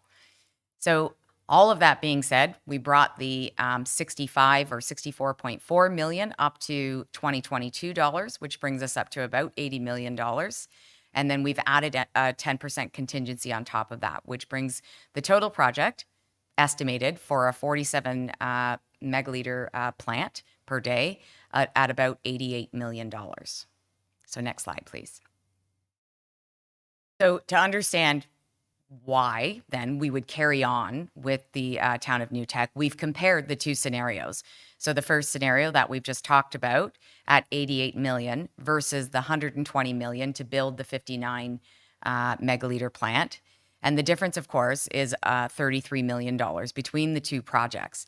But I think the key difference, and what's most important about this slide, is the fact that the town of Collingwood would be required to invest an additional nearly $20 million.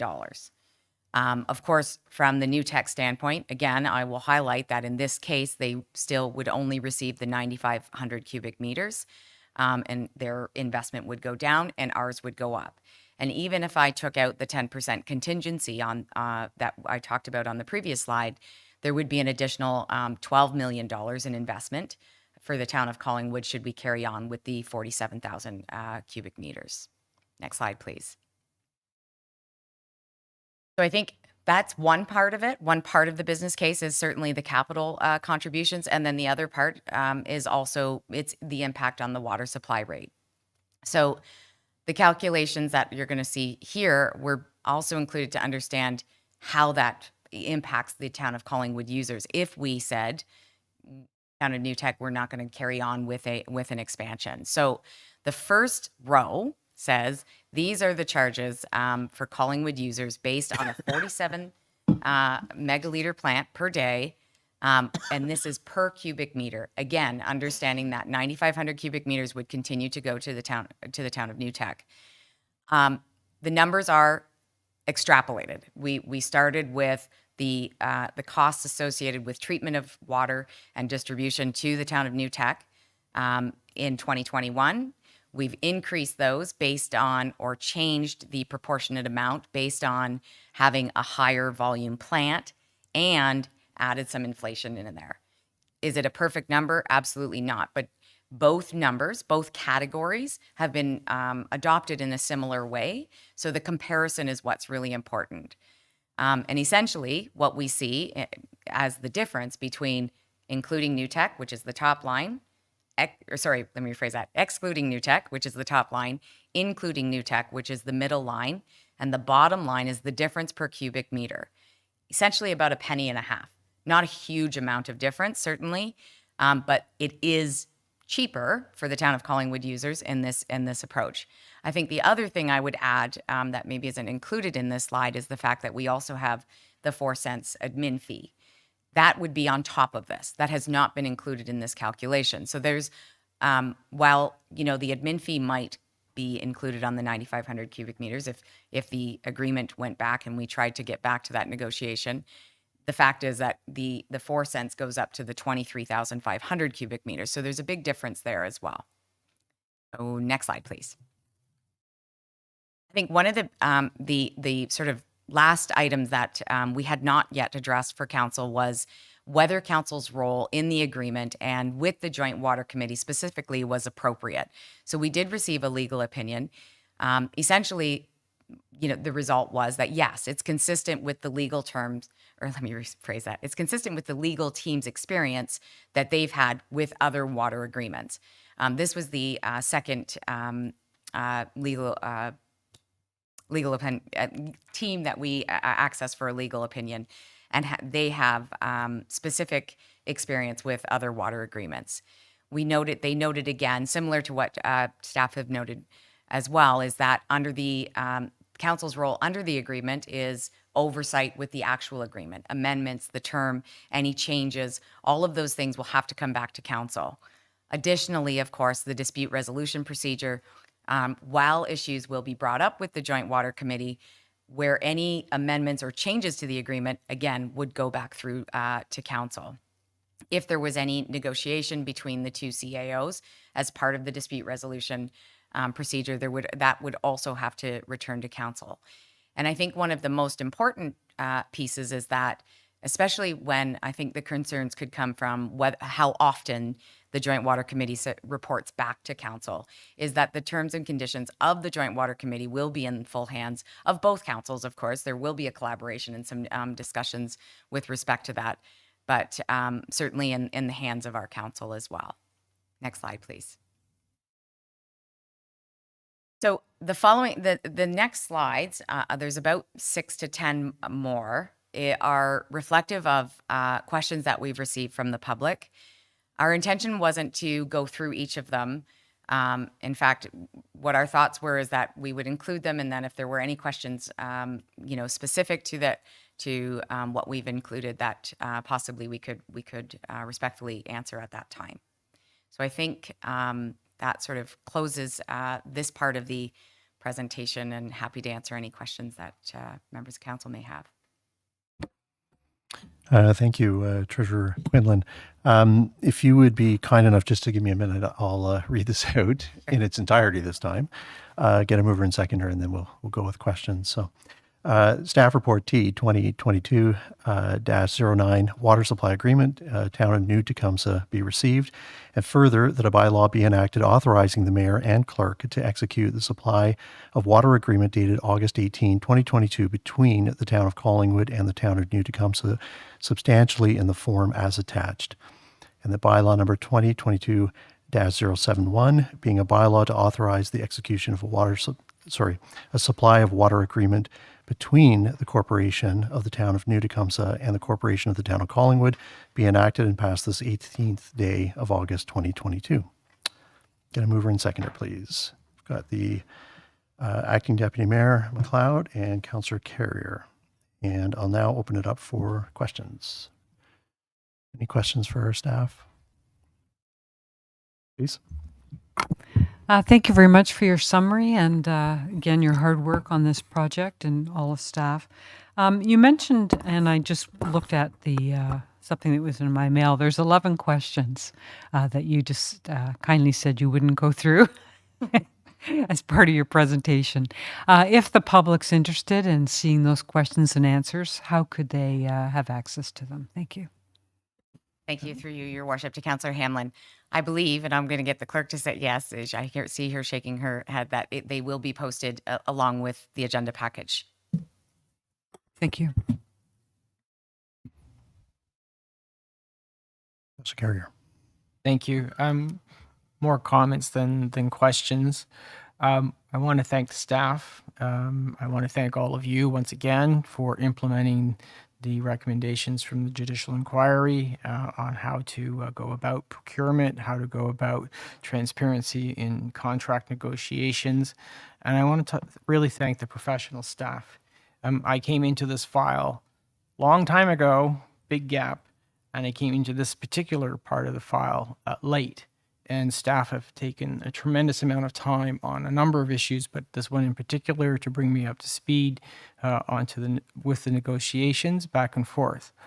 I'd like to talk about our partners in NewTek because I have been, I've had some strong opinions on them in the past, and I would like to emphasize the fact that we've had significant staffing changes there and here, and I've seen my trust in the past misplaced, as all of us have through the painful period of the judicial inquiry.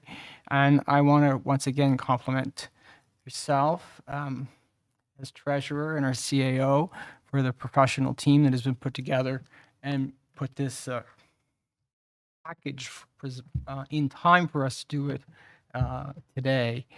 I'm pleased to support it. I was not supportive when I saw the original proposal. We had some strong discussions and very respectful discussions, and I respect the pushback that I got, and some of the comments made me reflect on the particulars of the contract and some of the baggage that I was bringing to the discussion.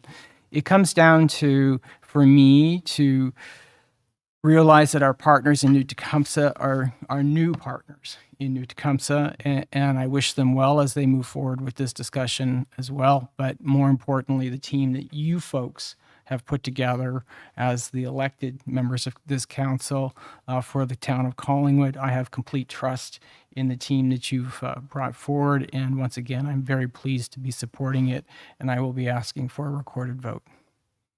Okay, so noted. Thank you. Anyone else? Yes, sir. Just to echo Councillor Carrier's, I just want to thank you. I know it's been a very hard process, and I said at an earlier meeting that I wanted to thank the staff for taking into account all the questions over the 4 years, and in fact probably 8 years going back. And I agree with Councillor Carrier that the once great deal that obviously ended up not to be that great of a deal is now refined, and we are in the driver's seat. And I appreciate all the hard work. It was funny when we were at AMO, I got into the elevator, and we had when you're at AMO, you have these tags, and it says where you're from and what you do. So I was running to this thing, and I said, "Hold the elevator, please. Hold the elevator." And there was this big, strong fella in the elevator, and I was like, "Oh, NewTek," and he said, "Oh, Collingwood," and we just kind of sat against each wall, and we walked out, and I said, "Thank you very much for all you've done," and he said, "Councillor, thank you very much for all you've done." So it was one of those things that you couldn't write. And we kind of walked to the conference beside each other, but said nothing. And the Lord Elgin, because of my Fitbit, was 2,200 steps away. So he opened the first door for me, and I opened the second. So my comment to you is thank you for opening all the doors for us. You've made this very, very easy to understand. The average Joe in our community can understand because you've done this quite well. So I have had no comments other than compliments from our community, and thank you for fixing a once broken agreement. I appreciate you, and so does the town. Thank you. Anyone else? That's funny. Sorry, if I may, Your Worship, I just wanted to share, this agreement has been ongoing, and in fact, for Director Slama, probably 1,000 times longer than it has for me, because I've only been here for about a year and a half. So it would be remiss to say that this was a very big team effort by Director Slama, myself, and the CAO, with countless hours of discussions. And so I just wanted to make sure that Director Slama hears that as well, because a lot longer for her, for sure. If I may follow up, I'm sure that year and a half felt like a decade sometimes. And thank you very much, Peggy, for everything that you've done. You've as well made this very easy to understand for someone that it's one of those complex agreements that has no easy answer. So thank you for giving us the easy answer. Thank you, Peggy. Thank you very much. Okay. I do have a question and comment, but I'm going to, with council's indulgence, I'm going to ask them once the vote is, or I shouldn't say passed, I shouldn't say that.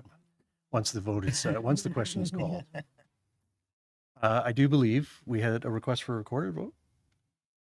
Councillor Carrier? Okay, thank you. So with that, Clerk Almas, please. A request for the recorded vote for the water supply agreement. All those in favor of the motion, please raise your yes card. Carried unanimous. Thank you. Thank you. Council, with your indulgence. CAO Skinner, there were meetings that were running parallel tonight. Is there word from our counterparts? Thank you, Your Worship. Yes, I did get a text from the CAO at New Tech, who indicated that their council has also endorsed the agreement as proposed to them. Nice. So it seems that the next stage may be a proposal of a signing event, potentially with for both the mayors and staff and others who may wish to attend. The mayor, I think, had some thoughts on how that might roll in the hypothetical situation. We were in the positive position, in my opinion, that we are now, now that you voted. Thank you, CAO Skinner.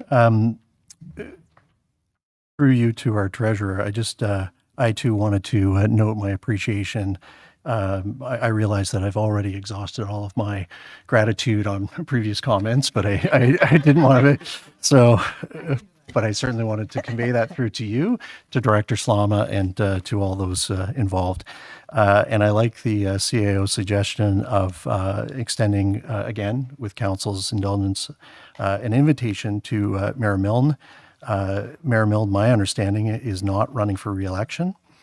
So this would not be, perceived as a photo op for those purposes. But I think it would be a great opportunity, given the significance of what's been passed, to invite our counterparts from New Tech to a signatory here in Collingwood. And I think it would be a great opportunity for the staff counterparts who have worked so hard in putting this together to perhaps have an opportunity to meet in person, have a lunch, whatever the case may be. Okay. So with that, we'll maybe work together to see if we can't do something moving forward. Sounds wonderful. Thank you, Your Worship. Great. Thank you. So that then takes us from 12 to 13 motions. We do have one this evening, and table it for mover and seconder. Whereas subsection 259(1)(e), the Municipal Act 2001 provides that the office of the member of council of a municipality becomes vacant if a member is appointed or elected to fill any vacancy in any other office on the same council. And whereas section 262(1) of the Act provides that if the office of a council becomes vacant, the council shall declare the office to be vacant. And whereas the deputy mayor was appointed mayor effective July 27, 2022, God, it feels a lot longer. Therefore, be it resolved that in accordance with Section 262 of the Municipal Act 2001, Council of the Town of Collingwood does hereby declare the office of the Deputy Mayor to be vacant, and that in accordance to Section 263(5)(3), if a vacancy occurs within 90 days before voting day of a regular election, the municipality is not required to fill the vacancy. Can I get a mover and seconder, please? I've got Councillor Doherty, I've got Councillor Berman. And I'm going to then ask if our clerk would be available to provide some comments specific to the procedural request that we're being asked to make tonight. Thank you, Your Worship. This is basically a housekeeping resolution that is required in accordance with the Municipal Act. So once the member of council assumes another seat on council, that seat becomes vacant. However, council is required to pass a resolution. However, for all intents and purposes, the acting deputy mayor role continues to be the acting deputy mayor role. As we carry on, council does have the opportunity to fill the vacancy, but in accordance with the Municipal Act, they're not required to fill the vacancy now that we're within 90 days of the municipal election on October the 24th. Thank you. Yes, Councillor Jeffrey.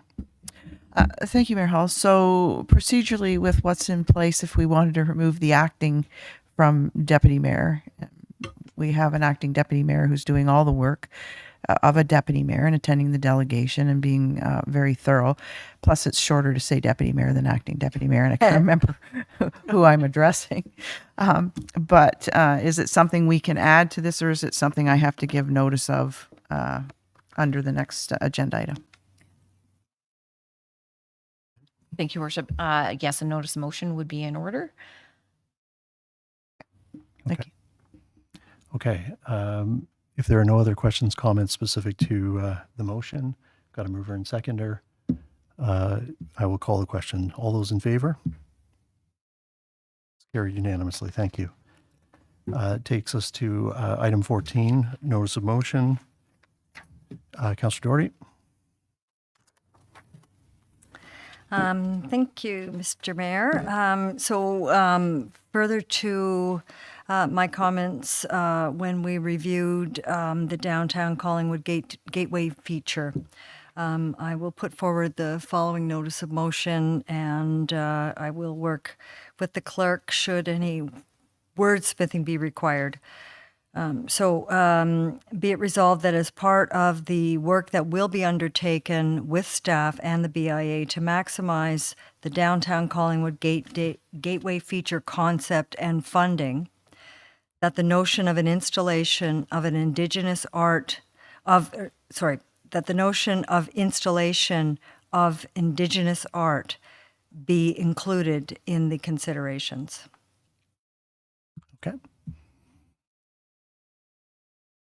And we'll take that as notice, and then you can work with the clerk's department on the wordsmithing and bringing it back to the table for consideration. Okay, thank you. Are there any other notices this evening? Yes, Councillor Jeffrey. Thank you, Mayor Hall. So my notice would be that council appoint acting deputy mayor McLeod as deputy mayor for the duration of the term. Okay. And the clerk can reword that however is more appropriate. Yes, sir. Just a question on process. I don't know if this is for other business or if it's a notice of motion, but the $75,000 for the funding program that was asked for in the deputation, is that something that would be dealt with under other business, or is it something that would have to be dealt with as a notice of motion to move forward? If you thought you had a notice prepared that you wanted to table, please do. Otherwise, we can bring it back under other business. I didn't know where the $75,000 was sitting. I got the feeling that it was sitting in a reserve account that had not been allocated, and it just required a motion of council or direction to authorize the flow of that money to the agency. Okay. Clerk Almas, you got your card up? Thank you, Your Worship. Because we are in a good potential of being in lame duck tomorrow, a notice of motion with the intent to waive notice, should this council wish to allocate the 75,000, would be in order, and Treasurer Quinlan could address the budgetary where that would come from should council decide to move forward in that direction today. Your worship, then I would ask for a motion to be presented that we let the funding flow through and we waive notice the period of well, we have to waive notice if we want to deal with it tonight. Sorry, you're not asking to waive notice tonight? No, I am asking that we waive notice. Sorry. Okay. Do you have a, well, I'm going to deal with it. Councillor Madigan, you're the seconder? Yes. So I'm calling the question to waive notice of motion. Those in favor? In the affirmative? Carried unanimously. And your motion, sir. Not one drafted out. I didn't realize I was doing this. I would have done it in the hallway when I was standing out there. I apologize. That the funding that was requested in the earlier deputation for homeless services and support in South Georgian Bay, that the $75,000 that had been previously allocated be released to this good organization with the work going on in Collingwood. Do you have a seconder? Take it back. Acting Deputy Mayor McLeod. Are there any questions? I'd like the CAO just to offer a comment first, please. Thank you, Your Worship. I did actually would invite the treasurer, who's looking at the accounts, I think, as we speak, to say a couple of words. But by way of introduction, I think that the 75,000 that had been previously committed was in a previous calendar year, and in fact is not part of the 2022 budget. So there may be some considerations for you to be aware of as you make your decision. Thank you, CAO Skinner. The CAO is correct, Your Worship, through you to members of council. As part of the 2022 budget, there isn't any funds set aside for this program. There was in the past in 2021, but there were some stipulations around that, and we did not carry that forward into 2022. I think there are some options, however. Whether I suppose if members of council wanted to go up to the 75 or some other number, there are certainly some reserves to deal with this type of situation. I think for the amount that it is, I wouldn't want to say that we could offset it somewhere in the operating budget, because it is quite enough money that it may be difficult to accumulate that given some of the situations we've come across this year so far. So I think what we could, an option would be to either use the general reserve up to the $75,000. Maybe what we could include in the motion could be something, and I'll lean on the clerk for this, but something along the lines of that we assess at the end of the year. And if there is 75,000 that can be brought from other areas of the current budget, that we keep it that way, and would just mean at the end of the year there would be that much less to go towards any surplus that would go towards the reserve, or we could use the general reserve as I just mentioned. Right now, that reserve balance is at just over 500,000, and I'm sorry, I cannot think of the exact. I believe the balance that it should be is, according to the target, is about 500,000. So we're just slightly over that, not considerably so. Thank you. Oh, from the general reserve is fine with me. I'm going to suggest that the surplus at the end of the year, if staff want to make the recommendation to reallocate 75,000, they can do so at the time. I mean, you have a policy in place how you top up your reserves, and I'm going to strongly suggest that, like every other year we've seen, you're going to have a healthy surplus. Okay. So we're adding that specific language. From the general reserve. Okay. Thank you, Your Worship. And you're okay with it as seconder? Okay. Are there any other questions before I call the vote then? All those in the affirmative? And that is carried. Thank you. Unanimously, thank you. Are there any other notices of motion? Any? Okay. 15, which was the county report, we have moved that to our next meeting. 16 under consent agenda, 3, 4, 5, and 6 had already been moved. So now I'll put it on the table that council hear and receive the general consent agenda, and further that the information and opinions provided in the general consent agenda items are that of the authors and are not verified or approved as being correct. The two items being one, proclamation for National Coaches Week, September 17th to the 25th, and a proclamation for Prostate Cancer Awareness Month, which is September of 2022. Mover and seconder to receive these two items. I've got Councillor Madigan, I've got Councillor Doherty, and I'll call a question to receive. And that's carried unanimously. Anyone wishing to pull to comment on either item? Okay. Seeing none. Takes us to our council business. Again, 17.1 was one of the three items that we have moved forward to a future date. That takes us now to 17.2, other business. And is there anyone around the table that wishes to speak to an item that would be classified as other business? I do. Thank you, Mayor Hall. Just very briefly, I received my assignments for FCM today with regard to appointments. So I will be participating, obviously, Board of Directors, Committee of the Whole, Election Readiness Working Group, continuing as Vice Chair of the FCM Governance Working Group, Vice Chair of the Ontario Regional Caucus. I'm on the Rural Forum, the Standing Committees on Anti-Racism and Equity, Environmental Issues and Sustainable Development, and International Relations, which also includes being Canadian volunteer with the Partnerships in Municipal Innovation, Women in Local Leadership with Ghana, and as the Governance FCM rep with the work in Jordan, the Jordan Municipal Support Program. Okay. Doesn't give you enough to do. No. Anyone else? That's fantastic. Thank you. Exciting. And anyone else with other business?